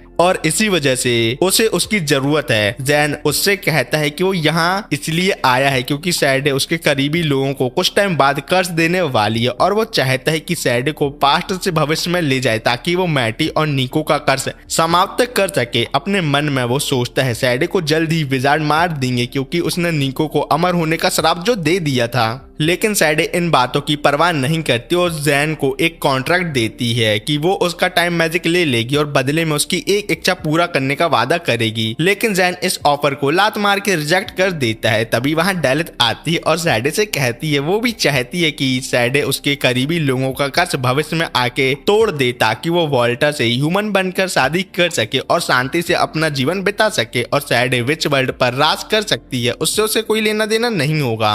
लेकिन ये बात सुनकर सैडी गुस्सा हो जाती है क्योंकि वो दुनिया की सबसे शक्तिशाली विच है और उसकी अपनी बहन एक सामान्य इंसान से शादी करने के लिए ह्यूमन बनना चाहती है। जब सैडी गुस्से में डेलेथ पर हमला करती है तब हर बार जैन अपना टाइम मैजिक का उपयोग करके डेलेथ को उसके हर अटैक से बचा लेता है। उसके बाद डेलेथ प्लांट मैजिक की मदद से सैडी को पकड़ लेती है। तभी सभी वहां आ जाते हैं और मैटी सैडी से कहता है कि वो उसका दोस्त बनना चाहता है और भविष्य में ले जाना चाहता है उसको, जहां वो सभी का कर्ज खत्म कर दे क्योंकि अगर वो पास्ट में रही तो जल्द ही मारी जाएगी। लेकिन विक्टर के मरने के बाद सैडी को जीने की कोई इच्छा नहीं रही, इसलिए उसके लिए ये मायने नहीं रखता है कि उसे कौन मारेगा और वो कब मरेगी। लेकिन जब मैटी उसे बताता है कि विक्टर अपनी पत्नी लिस से मरने के बाद मिल चुका है और अब भूत बनकर दुनिया में घूम रहा है तो सैडी बहुत खुश हो जाती है। तभी एलिस सैडी को प्लांट मैजिक से आजाद करती है और उसका धन्यवाद करती है कि उसकी बीमारी दूर कर दी। लेकिन भावनाओं में बहकर वो सैडी को गले लगा लेती है, जो कि एक बहुत ही खतरनाक काम था। लेकिन सही समय पर जैन अपने टाइम मैजिक का उपयोग करके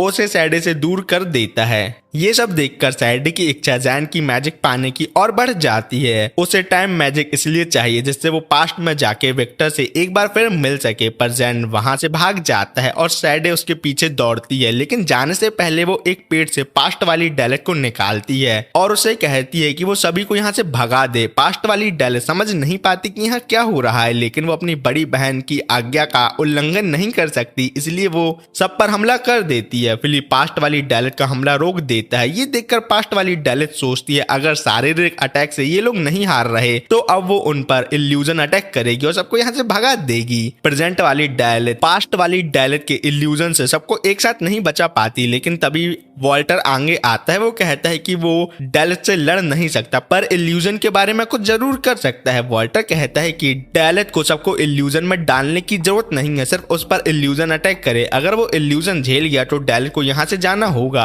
और अगर वो हार गया तो सबको लेकर वो तुरंत चला जाएगा। मैटी पहले वॉल्टर पर भरोसा नहीं करता पर बड़े भाई होने के नाते आखिरकार वो उस पर विश्वास कर ही लेता है। वॉल्टर पास्ट डेलेथ के इल्यूजन में बहुत मुश्किलें झेलता है, कभी मजेदार चीजें देखता है जैसे मैटी की मौत, और ये देखने में उसे बहुत ही मजा आता है। जब डेलेथ उसे मारने वाली होती है तो वो पूछती है कि फ्यूचर में वो उसके साथ क्या कर रहा है और वो उसके लिए क्या मायने रखती है। तो वॉल्टर बहुत कुछ कहता है पर आखिरी में क्लियर करता है कि वो डेलेथ से प्यार करता है और कुछ नहीं। ये सुनकर प्रेजेंट वाली और पास्ट वाली डेलेथ दोनों रो पड़ती हैं। सीन शिफ्ट होता है जैन की तरफ जो सैडी से कहता है कि उसकी एक गर्लफ्रेंड है जिसका नाम है कफ, इसलिए वो सैडी से प्यार नहीं कर सकता, सॉरी। आगे जैन कहता है कि जब वो पहले पास्ट में आया था तो सैडी बहुत प्यार भरी बातें करती थी, कह रही थी उसका प्यार खत्म हो रहा है और सबको प्यार करना चाहिए या नहीं, लेकिन अब उसे एक बिल्कुल अलग सैडी दिख रही है। विक्टर की मौत के बाद उसने मैटी को कर्ज दे दिया, चाहे जलन में या गुस्से में, पर जैन नहीं जानता कि सैडी ने ऐसा क्यों किया। जैन चाहता है कि सैडी भविष्य में चल के सबका कर्ज खत्म करे, लेकिन ये बात सुनकर सैडी बहुत इरिटेट हो जाती है क्योंकि उसके लिए कुछ और मायने नहीं रखता, उसे सिर्फ जैन का मैजिक चाहिए। ये देखकर जैन घबरा जाता है और उसके पसीने छूटने लगते हैं क्योंकि सैडी लड़ाई के लिए तैयार हो रही होती है। जैन सैडी को समझाने की बहुत कोशिश करता है कि वो उसके साथ फ्यूचर में चले और उन लोगों की दोस्त बन जाए। जैन नहीं चाहता कि वो उसे जबरदस्ती या धमकी से अपने साथ ले जाए, पर सैडी उसकी बात सुनने से इनकार कर देती है। तभी जैन समय रोक देता है और सोचता है कि अब उसके पास और कोई रास्ता नहीं बचा, सिर्फ हल्की सी डेलेथ को चोट पहुंचाकर उसे फ्यूचर में ले जाना ही होगा उसको। लेकिन जब वो डेलेथ के करीब जाता है तो अपनी अच्छी सोच और भोलेपन के कारण वो उसे चोट नहीं पहुंचा पाता।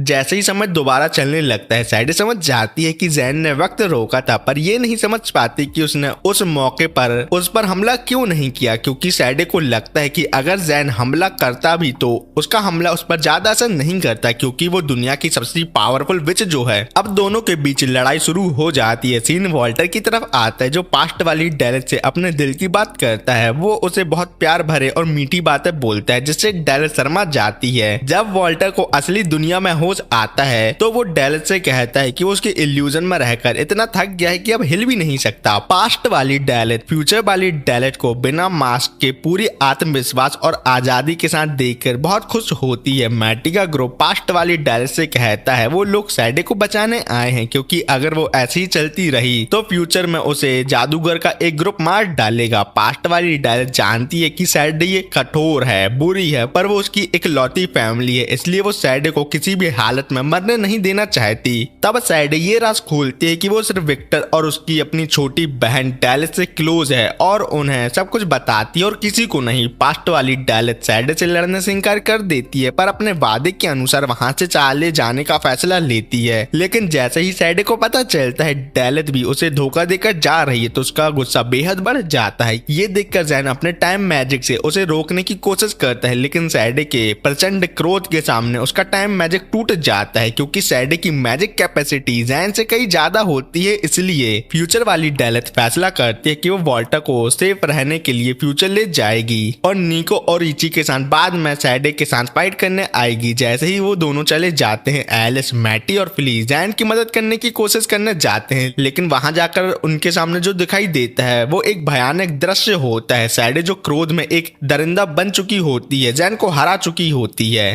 पर उसने जैन का टाइम मैजिक लेने के लिए उसे जिंदा छोड़ दिया होता है। सैडे गुस्से में फिर से अटैक करने वाली होती है, पर उसका हमला करने से पहले ही फिली अपना मैजिक इस्तेमाल करके उसे बहुत दूर भेज देता है। वो मैटी पर एक ऐसा टेम्पररी बैरियर लगाता है जिससे मैटी किसी को टच भी करता है तो वो मरेगा भी नहीं, लेकिन जब वो ग्लो करना बंद कर देगा तो इसका मतलब होगा कि बैरियर रिमूव होने वाला है। उसके बाद फिली अपने घोड़े के रूप में बदल जाता है और सैडे से लड़ने निकल पड़ता है, पर जाने से पहले फिली मैटी से कहता है कि वो जैन को फ्यूचर ले जाए और निको और इची को बता दे कि वो सैडे से लड़ रहा है। बैरियर का फायदा उठाकर एलिस आखिरकार मैटी को अपने पॉम दबाने दे देती है। फिर दोनों मिलकर जैन को फ्यूचर ले जाते हैं, जहां जैन कहता है कि काश अगर उसे पहले पता होता कि वो सैडे से हार जाएगा तो कम से कम वो समय रोक कर उसके पॉम के मजे तो ले लेता। जैसे ही वो फ्यूचर पहुंचता है, कफ अपनी नींद से उठ जाती है और जब जैन ये बताता है कि वो सैडे से हार गया है तो निको और इची समझ जाते हैं कि अब उन्हें सैडे से लड़कर उसे जबरदस्ती फ्यूचर में लाना होगा। कफ भी सैडे से लड़ने के लिए बहुत ही ज्यादा उत्साहित होती है, पर जैन कफ से कहता है हमें सैडे से दोस्ती करनी है तो उससे अच्छे से बात करना, ओके। तभी डैलिस आती है और बताती है कि वॉल्टर कुछ आराम करने के बाद ठीक हो जाएगा क्योंकि इल्यूजन मैजिक ने उसके दिमाग पर हमला किया था, ना कि बॉडी पर सभी लोग एक एक करके टाइम पोर्टल में जाने लगते हैं, पर जब मैटी जाने ही वाला होता है तो वियोला उसे आकर वॉल्टर का हथियार देती है। ये हथियार वॉल्टर ने वियोला को कहा था कि मैटी को दे दे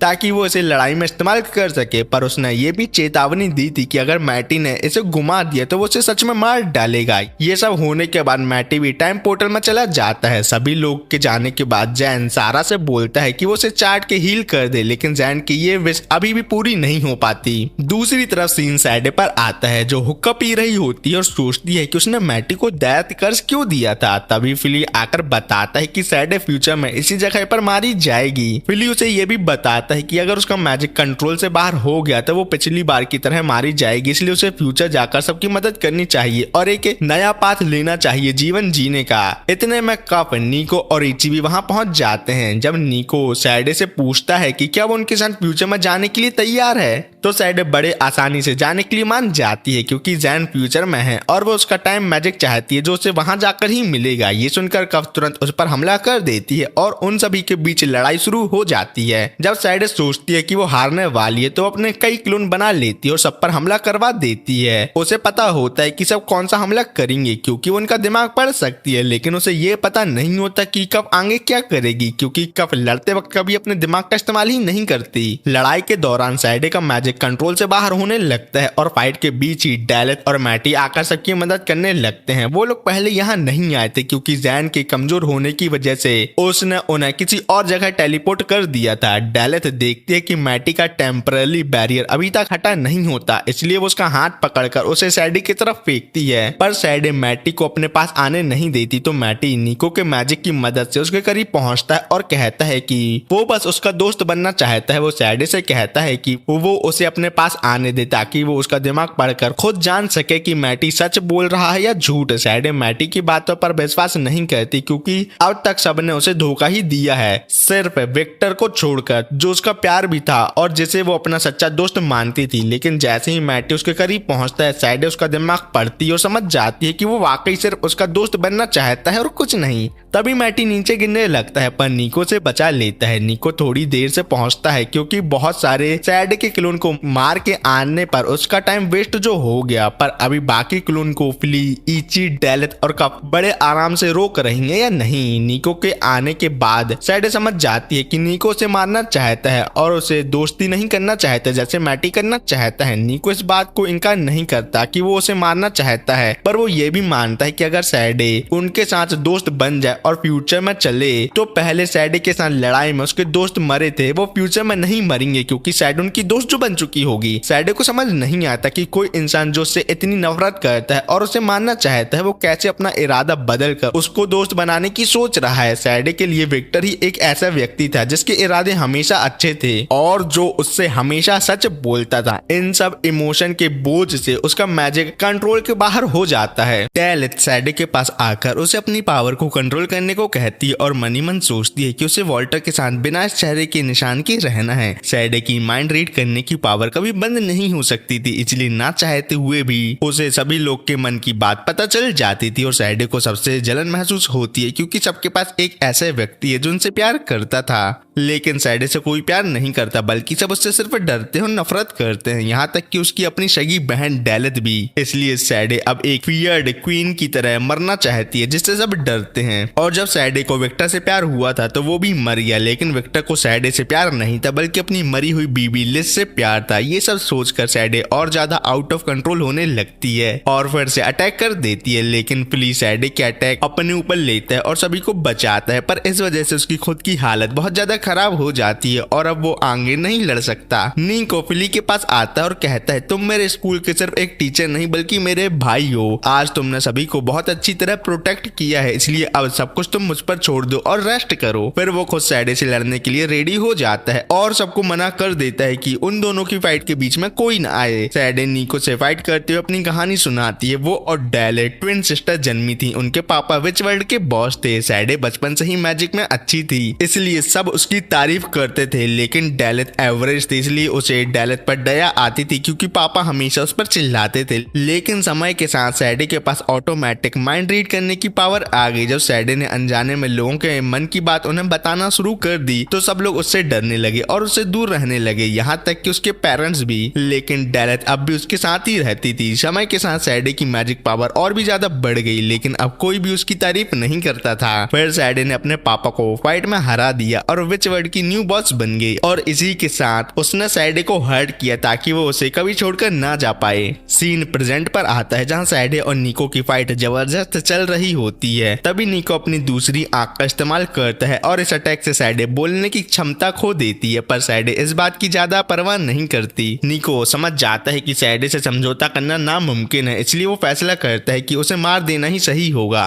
ताकि वो फ्यूचर में किसी विजार्ड को ना मार पाए और ना ही मैटी और उनको कष्ट दे पाए। लेकिन निको के सैडे को मारने से पहले ही मैटी उसके सामने आ जाता है और सैडे को बचाता है क्योंकि वो नहीं चाहता कि सैडे मारी जाए। अब मैटी और निको के बीच बहस और लड़ाई शुरू हो जाती है क्योंकि मैटी सैडे को बचाना चाहता है और निको से खत्म करना। सैडे ये सब देखकर महसूस करती है कि मैटी वाकई में उससे सिर्फ दोस्ती करना चाहता है, बिल्कुल वैसे ही जैसे विक्टर चाहता था। सैडे हमें बताती है उसे इसलिए टाइम मैजिक की जरूरत है ताकि वो पास्ट में जाकर विक्टर से मिल सके और अपनी फीलिंग उसे बता सके और जाने कि क्या विक्टर उसका प्यार कभी एक्सेप्ट करेगा या नहीं। लेकिन उसे पता है कि विक्टर हमेशा लिज से ही प्यार करता था और कभी उसका प्यार एक्सेप्ट नहीं करेगा। वापस प्रेजेंट में सैडे का मैजिक कंट्रोल से बाहर होता जा रहा है। उसकी आंखों और नाक से काला लिक्विड बहने लगता है और वो बेहोश हो जाती है। सब लोग उसके आसपास जमा हो जाते हैं और समझते हैं कि सैडे का माइंड चाहता है कि वो सब पर ट्रस्ट करे, पर उसका दिल इस बात को एक्सेप्ट करने को तैयार नहीं है।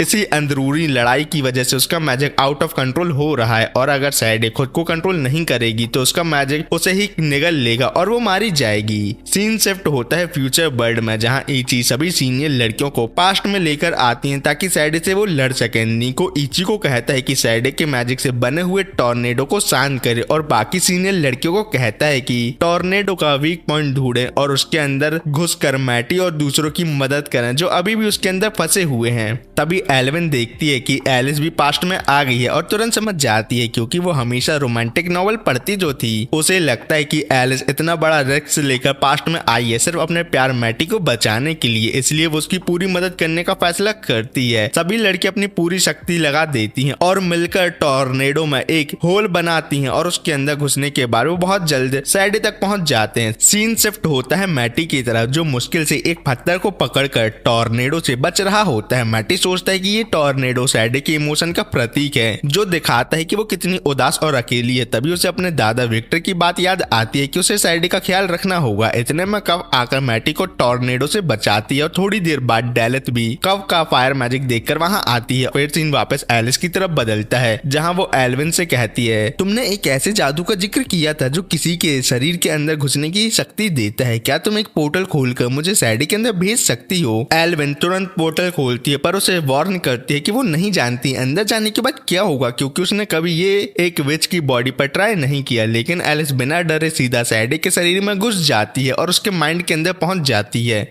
वहाँ एलिस सैडी की जिंदगी बचपन से देखने लगती है, कैसे उसके पापा पहले उससे प्यार करते थे पर बाद में उससे डरने लगे, और कैसे उसकी बहन डेलेथ बचपन में उससे प्यार करती थी पर धीरे धीरे सभी की तरह उससे भी वो डरने लगी। पर एलिस एक अलग कमरे में आ जाती है जहाँ उसे सैडी की सभी यादें विक्टर के साथ दिखाई जाती हैं, कैसे सैडी उससे प्यार करने लगी और कैसे सैरॉन के आने पर उससे जलन महसूस होने लगी। और साथ ही ये भी देखती है कि मैटी सच में सिर्फ सैडी का दोस्त बनना चाहता है। आखिर में वो एक काला पोर्टल जैसी चीज देखती है जिसमें लिखा होता है हेल्प मी। कमरा बदल जाता है और एक दरवाजा नजर आता है। उस दरवाजे के अंदर जाकर एलिस देखती है कि सैडी अकेली बैठकर रो रही है। सैडी को रोता हुआ देखकर एलिस पूछती है क्या वो उसके साथ बाहर चलेगी, लेकिन सैडी मना कर देती है और उल्टा एलिस से कहती है तुम मुझे मार दो, क्योंकि सैडी इतने अरसों से अकेली रह रही है कि अब वो परेशान और लगभग पागल सी हो गई है खुद से, और उसे लगता है कि अपनी जिंदगी खत्म कर देना ही उसके लिए एकमात्र रास्ता है। ये सब देखकर एलिस को एहसास होता है कि सैडी बिल्कुल वैसी ही है जैसे मैटी तब था जब वो उससे पहली बार मैंशन में मिली थी। सैडी आगे कहती है सब लोग उससे नफरत करते हैं, कोई मुझसे प्यार नहीं करता। विक्टर ने मुझे समझाया था कि लोगों के साथ रहना हंसना खेलने में कितना मजा आता है, लेकिन विक्टर की मौत के बाद मेरे जीने की इच्छा ही खत्म हो गई है, क्योंकि सैडी को ऐसा लगता है कि भविष्य में वो अपने प्यारे लोगों को उतना ही दुख देगी जितना उसने पहले दिया था। ये सुनकर एलिस उससे दोस्ती का हाथ बढ़ाती है, लेकिन सैडी मना कर देती है, क्योंकि उसे लगता है कि सभी उसे पहले जैसे धोखा दे चुके हैं तो आगे भी दे सकते हैं। पर सैडी अपने जादू से एक चाकू बनाती है और कहती है एलिस से कि वो उसे मार दे, लेकिन एलिस ऐसा नहीं करती बल्कि उसे गले लगा लेती और कहती है कि सैडी को उसे ही जैसे एक दोस्त की जरूरत थी, इसी वजह से उसने मास्टर मैटी को कष्ट दिया था ताकि वो उसकी तरह हो जाए। ये सुनकर सैडी बहुत ही ज्यादा भावुक हो जाती है और जोर जोर से रोने लगती है, क्योंकि वो हमेशा चाहती थी कि कोई उसे एलिस की तरह गले लगाए। एलिस उसे समझाती है कि मौत के बारे में ना सोचे वो, बल्कि उन लोगों के बारे में सोचे जो उससे प्यार करते हैं और जो उसके मरने पर उदास हो जाएंगे। सीन बाहर शिफ्ट होता है जहां सब सीनियर लड़कियां मैटी को बताते हैं कि एलिस अभी सैडी के मन के अंदर गई है। कब डेलेथ से कहते हैं कि सब कुछ वो उस पर छोड़ दे, सिर्फ सैडी से बात करने की कोशिश करे और उसे समझाए कि वो वापस आ जाए। डेलेथ कहती है कि सैडी बिना कुछ कहे अपनी जान नहीं ले सकती, क्योंकि वो उसकी बहन है और वो उससे बहुत ही ज्यादा प्यार करती है। डेलेथ जिम्मेदारी लेती है और कहती है अगर वो सैडी से बात करती रहती तो आज सैडी ऐसी नहीं होती जैसी वो अभी है। इन इमोशनल बातों को सुनकर सैडी असली दुनिया में होश में आती है। सबसे पहले वो अपना जादू हटा देती है जिससे डेलेथ का चेहरा बिगड़ गया था और उसे अपने असली रूप पर वापस ला देती है। फिर एलिस को अपने शरीर से बाहर निकालकर आसमान में उड़ जाती है। डेलेथ बहुत खुश होती है क्योंकि सैडी ने पहली बार उससे माफी मांगी थी और साथ ही उसका चेहरा भी फिर से ठीक कर दिया था, इसलिए अब डेलेथ और भी ज्यादा उत्साहित थी अपना नया चेहरा वॉल्टर को दिखाने के लिए। मैटी और एलिस एक दूसरे को सुरक्षित देखकर बहुत खुश हुए और थोड़ी देर तक बातचीत करते रहे। आसमान में सैडी अपने टॉर्नेडो से बात करती है जो असल में उसका मैजिक था, जो उसके बेहोश होते ही उसकी रक्षा कर रहा था। सैडी कहती है कि अब उसने आखिरकार एक दोस्त बना लिया है और उन पर विश्वास करना भी शुरू कर दिया है, और वो दोस्त और कोई नहीं बल्कि मैटी है जो विक्टर का पोता है। साथ ही वो एलिस पर भी विश्वास करने लगती है जिससे वो पहले नफरत करती थी, क्योंकि उसी की वजह से सैरॉन को उसे इटर्नल स्लीप कर्ज देना पड़ा था। लेकिन यहाँ एक बहुत बड़ा मोड़ आता है जब सैडी का शक्तिशाली मैजिक उसके खिलाफ ही हो जाता है, क्योंकि वो नहीं चाहता कि सैडी कभी किसी और से दोस्ती करे, बल्कि वो चाहता है कि वो हमेशा सिर्फ उसके साथ अकेली रहे। पर सैडी इस बात से डरती नहीं है बल्कि अपने मैजिक से लड़ने के लिए तैयार हो जाती है, क्योंकि सैडी दुनिया की सबसे शक्तिशाली विच है, तो क्या वो अपने मैजिक से डर जाएगी? फिर सैडी नीचे आती है और निको से माफी मांगती है उसे कर्ज देने के लिए और फिर अपने ही मैजिक से लड़ने निकल पड़ती है। नीको हैरान रह जाता है क्योंकि सैडे का माफी मांगना उसकी पुरानी फितरत के बिल्कुल उल्टा था। सैडे आसमान पर जाकर अपने मैजिक से लड़ना शुरू करती है और उसे ये देखकर बहुत ही हैरानी होती है कि उसका मैजिक बहुत ही ज्यादा शक्तिशाली है, इतना शक्तिशाली कि उसने आज तक अपने मैजिक जितनी शक्तिशाली विच से कभी लड़ाई भी नहीं की। लेकिन वो अपने मैजिक से डरती नहीं बल्कि अपने मैजिक से कहती है 1000 साल बाद भी तुम मुझे हरा नहीं पाओगे बच्चे। ये सुनकर सैडे का मैजिक बहुत ही ज्यादा गुस्सा हो जाता है और वहां मौजूद सभी पर हमला कर देता है। सभी अपने अपने मैजिक से एक दूसरे को बचाने की कोशिश करते हैं। तभी जैन वहां आ जाता है और सैडे के मैजिक का समय रोक देता है, जिस वजह से सभी आराम से चल फिर सकते हैं। कफ जैन को ठीक देखकर बहुत खुश होती है और जैन अकेला नहीं आया होता, उसके साथ वॉल्टर भी आया था। वॉल्टर मैटी से अपना हथियार मांगता है, लेकिन जब मैटी कहता है मैंने तो हथियार खो दिया तो वॉल्टर बहुत ही ज्यादा गुस्सा हो जाता है। लेकिन डेलेस जिसने उसका हथियार पहले ही उठा लिया था उसे लौटा देती है। वॉल्टर डेलेस को बिना निशानों के देखकर बहुत ही ज्यादा खुश होता है। जैन सभी से कहता है कि ज्यादा प्यार मोहब्बत में ना उलझो क्योंकि वो अपने मैजिक को ज्यादा देर तक कंट्रोल नहीं कर पाएगा, इसलिए सबको तुरंत वहां से निकलना होगा। लेकिन जैसे ही जैन अपना मैजिक रोकता है सैडे तुरंत अपने बिखरे मैजिक को काबू में कर लेती है और एक छोटा टॉर्नेडो बनाती है। वो उस टॉर्नेडो से कहती है कि फिक्र नहीं करो, तुम सब ठीक है, इसलिए अब तुम मेरे अंदर आकर आराम कर सकते हो। डेलेथ सैडे को सुरक्षित देखकर राहत महसूस करती है और उससे बातें करना शुरू कर देती है। सैडे अब पहले से बहुत ज्यादा बदल गई है, इसलिए वो वादा करती है कि वो मैटी और निको का दोनों का कर्ज मिटा देगी, लेकिन कोई उसकी बात पर विश्वास नहीं करता। तब सैडे कहती है अगर तुम लोग मुझ पर भरोसा नहीं करते तो मैं तुम दोनों के साथ कॉन्ट्रैक्ट करने को भी रेडी हूँ। जब निको से पूछता है क्या वो उनके साथ भविष्य में चलेगी तो सैडे मना कर देती है क्योंकि वो यहाँ रुककर टाइमलाइन को ठीक करना चाहती है, क्योंकि अगर वो भविष्य में गई तो बीते हुए समय में कुछ भी बदल सकता है। सैडे मैटी से पूछती है क्या मैं मैंसन में जाके तुम्हें कर्ज नहीं दूं जिससे तुम अपनी जिंदगी बहुत ही ऐशो आराम से जी सकते हो, लेकिन मैटी मना कर देता और कहता है इस कर्ज की वजह से मुझे इतने अच्छे दोस्त मिले हैं, इसलिए मैं नहीं चाहता कि तुम मुझे कर्ज ना दो। तो सैडे फैसला करती है कि वो पहले निको का कर्ज मिटा देगी और अगले ही पल पे वो ऐसा कर देती है। निको अपने असली बुढ़े रूप पर वापस आ जाता है, लेकिन मैं ये बात अभी सबको क्लियर कर देता हूँ, हमें कभी भी बुढ़े निको का चेहरा देखने को नहीं मिलता, ना ही मांगा में और ना ही एनीमे में। ये सब करके सैडे एक नई जिंदगी शुरू करती है जहाँ वो लोगों के साथ रहेगी, हंसी मजाक करेगी, खुशियों में जिएगी, जिससे वो कभी अकेला महसूस नहीं करेगी। निको का कर्ज हटने के बाद अब बारी आती है मैटी की, लेकिन जैसे ही उसे पता चलता है कि उसका कर्ज हटने वाला है मैटी बहुत घबरा जाता है। फिर भी सैडे अगले ही पल पे मैटी का डेथ कर्ज उसके शरीर से हमेशा हमेशा के लिए मिटा देती है। मैटी विश्वास नहीं कर पाता कि उसका कर्ज सच में हट गया है। तब सैडे अपने मैजिक से एक फूल बनाती और कहती है अगर तुम्हें विश्वास नहीं होता तो तुम इस फूल को छूकर देख लो, और अगर तुम फूल नहीं छूना चाहते तो अपने सबसे पसंदीदा व्यक्ति एलिस को भी छू सकते हो, जिससे वो मरेगी भी नहीं। मैटी एलिस के पास जाता है और सबसे पहले अपना सिर्फ हाथ उससे मिलाता है, और जब उसे समझ में आता है कि वो लोगों को छू सकता है तो मैटी अपना वादा निभाता है और सबसे पहले एलिस को गले लगाता है। एलिस बहुत खुश हो जाती है और एक बहुत ही इमोशनल सीन होता है ये, जहाँ दोनों खुशी के आंसू में रो पड़ते हैं। उन्हें रोते देखकर कप और बाकी लोग भी बहुत ही ज्यादा इमोशनल हो जाते हैं। सैडे सोचती उसने गलती की थी मैटी को कर्ज देकर जिसने उसे अकेला बना दिया, लेकिन डेलेथ उसे तसल्ली देती है अगर तुमने उसे कर्ज ना दिया होता तो मैटी का भविष्य इतना अच्छा नहीं होता, क्योंकि कर्ज होने के बाद ही उसे इतने लोग मिले जो उससे इतना प्यार करते हैं। मैटी सैडे का शुक्रिया अदा करता है उसका कर्ज मिटाने के लिए। इसी के साथ सभी वापस भविष्य में लौट जाते हैं और सैडे अकेली रह जाती है, लेकिन वो खुश है क्योंकि उसे यकीन है वो उनसे कुछ सालों बाद फिर मिलेगी। जब सभी वर्तमान में लौट आते हैं तो देखते हैं कि डेलेथ वियोला के साथ चेस खेल रही होती है और हर बार उसका दिमाग पढ़कर उसे हरा रही होती है। इस बात से वियोला थोड़ी चिढ़ जाती है। वियोला पहली बार मैटी को गले लगाती है, फिर मैटी रॉब से मिलता है और उसका शुक्रिया अदा करता है कि कर्ज होने के बाद भी रॉब ने उसकी बहुत ही ज्यादा सेवा की थी और बहुत ही ज्यादा परेशानियां भी झेली थी। सब लोग मैटी का कर्ज हटने के बाद उसको बहुत ही ज्यादा छूते हैं और उसके साथ घूमते हैं। सैडे डेलेथ से कहती है अब जब वो वापस आ गई है तो फिर से वो विस्बर्ड की बॉस बन सकती है, लेकिन अगर वो नहीं चाहती तो सैडे ये जिम्मेदारी ले लेगी और डेलेथ जब चाहे तब लौट सकती है। सैडे ये भी बताती है निको के विजार्ड दोस्त और उसके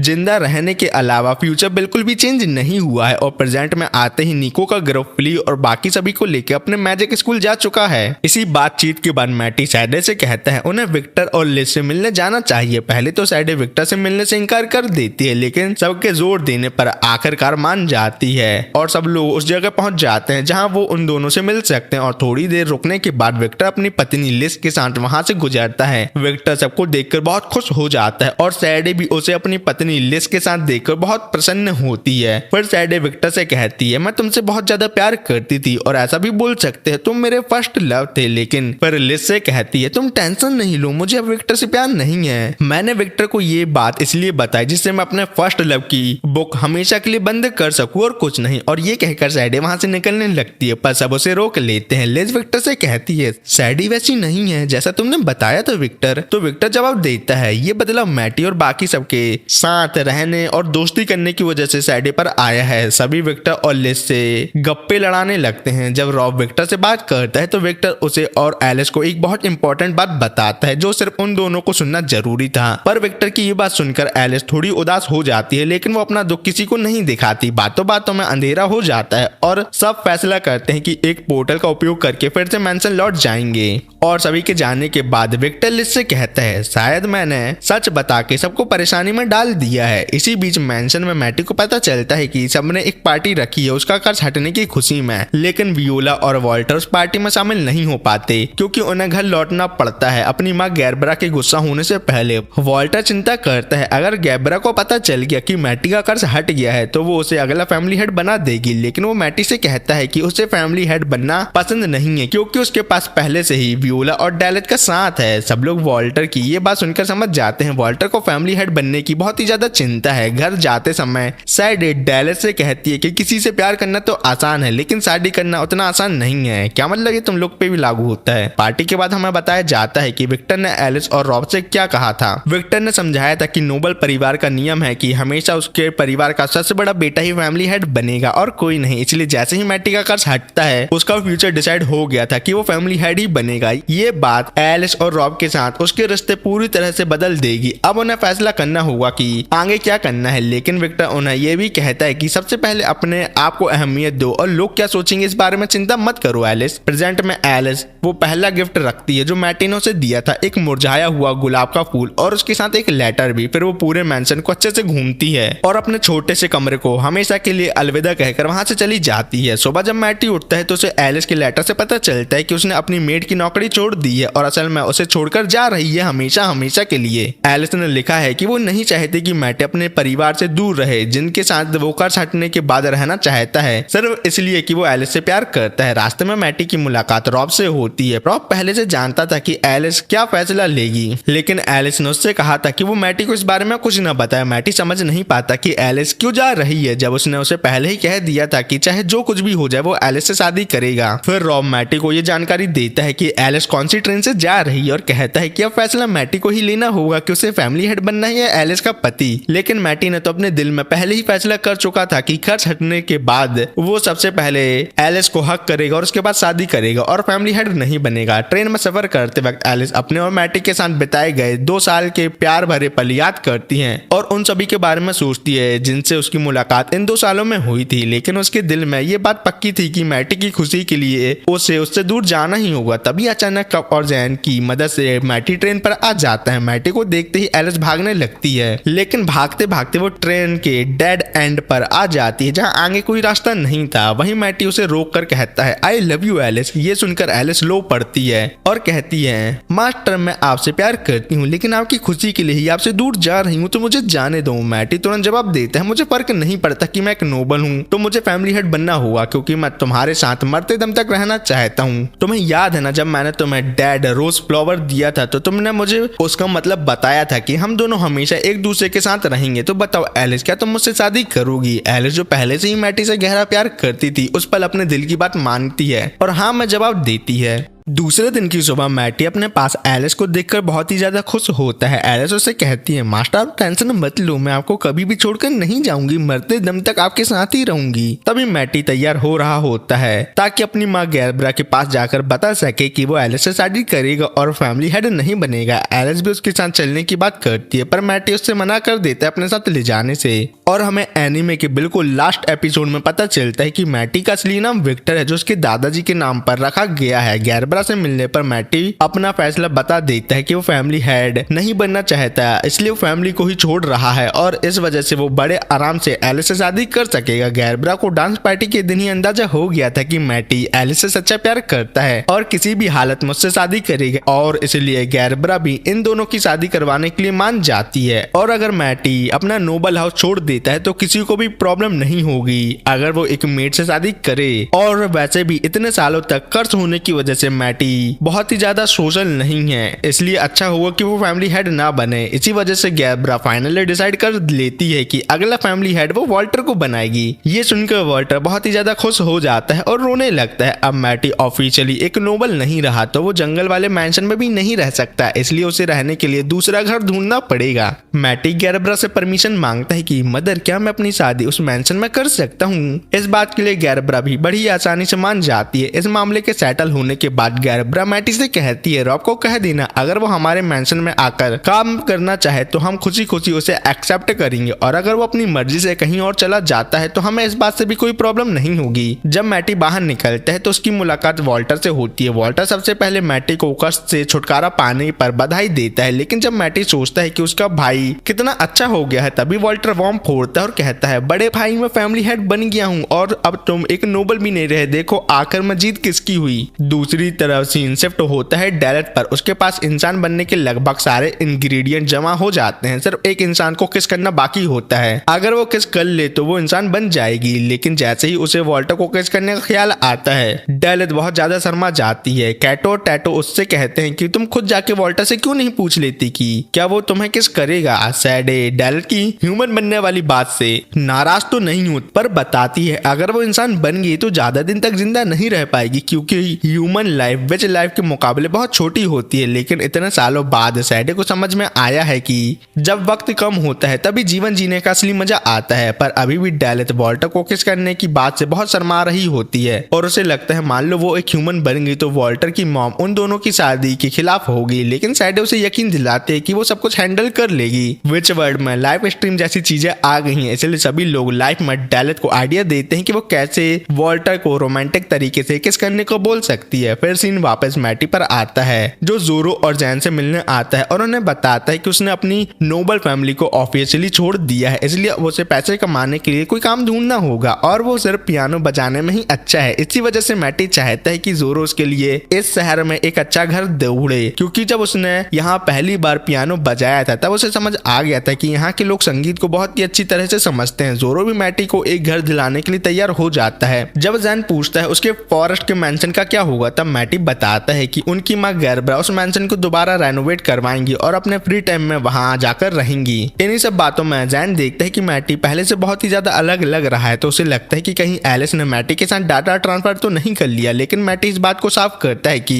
वो डाटा ट्रांसफर और के शादी होने के बाद ही करेंगे, पहले नहीं। पर इस सब के बदले में एलिस मैटी को अपनी गोद में सोने का सुनहरा मौका देती है। ये सुनकर जैन बहुत ही ज्यादा भड़क जाता है। फिर उन तीनों की ऐसी ही बातें चलती रहती है। तब ये भी सामने आता है कि मैटी ने अपनी वेडिंग में एमिलिया को भी बुलाया है, लेकिन अब ये एमिलिया पर है कि वो इनविटेशन एक्सेप्ट करके आती है या नहीं। फिर सीन कव और एलिस पर आता है जो दोनों टाउन में घूम रहे होते हैं। उसके बाद कव एलिस को अपना नया रेनोवेट जेमिनी सर्कस दिखाती है जहाँ पहले से कई ज्यादा लोग सर्कस देखने के लिए बैठ सकते हैं। एलिस सर्कस के सभी लोगों को देखकर अंदर से हैप्पी फील करती है। तब कव उसे कहती है कि ये सर्कस उसकी फैमिली है। तभी वहाँ ह्यूगो भी आता है और एलिस को शादी के लिए कांग्रेचुलेशन कहता है और हम देख पाते हैं कि ह्यूगो को भी अपनी उम्र की लड़की मिल गई है। वैसे ये बात मांगा में अच्छे से दिखाई गई है पर एनीमे में नहीं। फिर शाम को एलिस और मैटी एक दूसरे से ऐसे मिलते हैं जैसे बरसों बाद मिल रहे हों। यही सबको पता चलता है कि मैटी का असली नाम विक्टर है। जोरो मैटी के जाने से पहले उससे शेक हैंड करता है क्योंकि जोरो ने मैटी से ये प्रॉमिस किया था कि वो उसकी डेथ कर्ज रिमूव होने के बाद उससे शेक हैंड करेगा।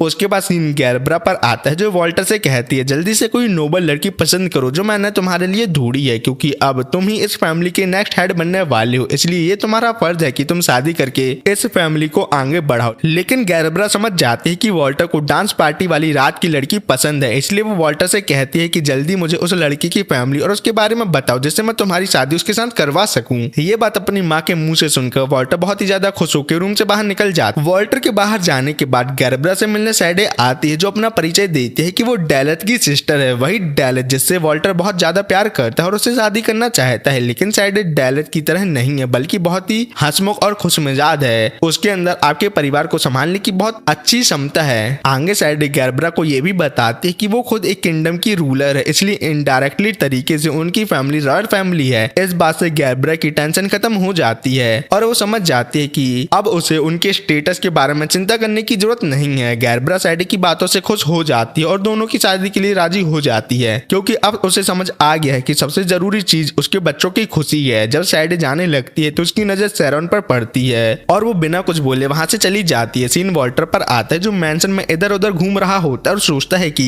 डेलिथ उससे मिलने क्यों नहीं आ रही, क्या वो मुझसे प्यार नहीं करती या वो मुझसे शादी करना नहीं चाहती। लेकिन तभी एक ट्विस्ट आता है। डेलिथ विंडो के थ्रू वॉल्टर को बुलाती है और बताती है कि मैंने ह्यूमन बनने के सभी इंग्रेडिएंट ढूंढ लिए हैं, अब मुझे सिर्फ एक ह्यूमन को किस करना होगा और मैं ह्यूमन बन जाऊंगी। ये सुनकर वॉल्टर समझ जाता है कि डेलिथ उससे प्यार करती है और उससे शादी करने के लिए तैयार है। डेलिथ को विच वर्ल्ड के लोगों ने रोमांटिक तरीके से वॉल्टर को किस करने के इतने ज्यादा आइडिया दिए हैं कि अगर वो सब ट्राई करती है तो उन्हें किस करने में कम से कम 25 साल से ज्यादा लगेंगे। पर इस बात पर वॉल्टर कहता है ये सब छोड़ो, मैं तुम्हें शादी से पहले ही अभी किस करके ह्यूमन बना देता हूँ। और जैसे ही वॉल्टर डेलिथ को किस करता है उसकी बॉडी से मैजिक बाहर निकलता है, जिससे सैडी तुरंत खत्म कर देती है ताकि वो मैजिक किसी और को नुकसान ना पहुंचाए। ह्यूमन बनने के बाद डेलिथ बहुत ही ज्यादा खुश हो जाती है और जोर जोर से चिल्लाती है, वॉल्टर मैं तुमसे बहुत ही ज्यादा प्यार करती हूँ और तुमसे शादी करना चाहती हूँ। फिर सीन मैटी पर आता है जो रॉब को मसाज दे रहा होता है, क्योंकि रॉब ने हमेशा उसकी बहुत मदद की थी। अब मैटी का फर्ज बनता है कि वो उसे आराम दे।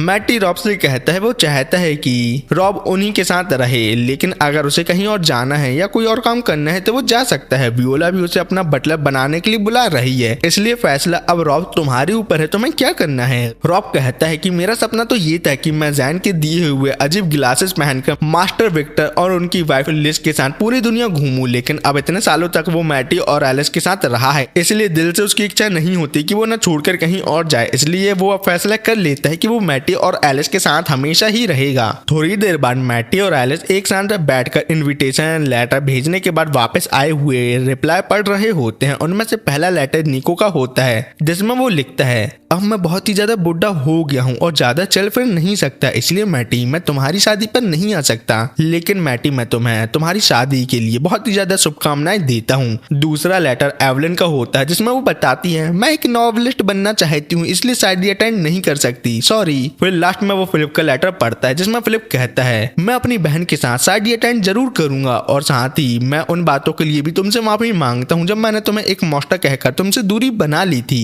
ये पढ़कर मैटी बहुत ही ज्यादा खुश हो जाता है, क्योंकि अब उसकी और फिलिप की दोस्ती फिर से वैसी हो गई है जैसे पहले थी। अगले दिन मैटी अपनी माँ गैब्रा के साथ घूमने आता है, तब गैब्रा उसे बताती है कि उसके पापा हमेशा से चाहते थे कि मैटी का कर्ज जल्दी से खत्म हो जाए और अब वो बहुत ही जल्द हॉस्पिटल से वापस आने वाले हैं। और मैं यहाँ आपको फिर से बता दूं, हमें मैटी के पापा को नहीं दिखाया गया, ना कि मांगा में और ना ही एनीमे में। यहाँ पर गैब्रा मैटी से बोलती है मैटी तुम्हें पता है वियोला का नाम मैंने इस फ्लावर पर रखा है क्योंकि इसका नाम भी फ्लावर है और ये फ्लावर तुम्हारी दादी लिज को बहुत ही ज्यादा पसंद थे। फिर वो दोनों अपने बीते हुए दिन याद करते हैं और अपने दिल की बात एक दूसरे से बताते हैं। धीरे धीरे मैटी और गैब्रा के बीच फिर से पहले जैसा रिश्ता बन जाता है। ये मूवमेंट देखने में बहुत ही ज्यादा इमोशनल होता है, क्योंकि अब तक मैटी को लगता था कि उसकी मौत से नफरत करती है, लेकिन असल में ऐसा कुछ नहीं था। गैब्रा तो उससे बहुत ही ज्यादा प्यार करती थी क्योंकि वो सबसे बड़ा बेटा था और उसकी भलाई के लिए ही उसने मैटी को अपने आप से दूर किया था। फिर ऐसे ही वक्त बीतता है और फाइनली वेडिंग डे भी आ जाता है। उस दिन रॉब वियोला को बताता है कि वो उसका बटलर नहीं बन पाएगा क्योंकि वो मैटी और एलिस के साथ ही अपना पूरा जीवन बिताएगा, पर बदले में वो वियोला को एक टेडी बियर गिफ्ट करता है क्योंकि पहले वियोला ने उसे एक रुमाल गिफ्ट किया था। फिर वियोला बोलती है मुझे लोगों का मेकअप करना और उनकी ड्रेस डिजाइन करना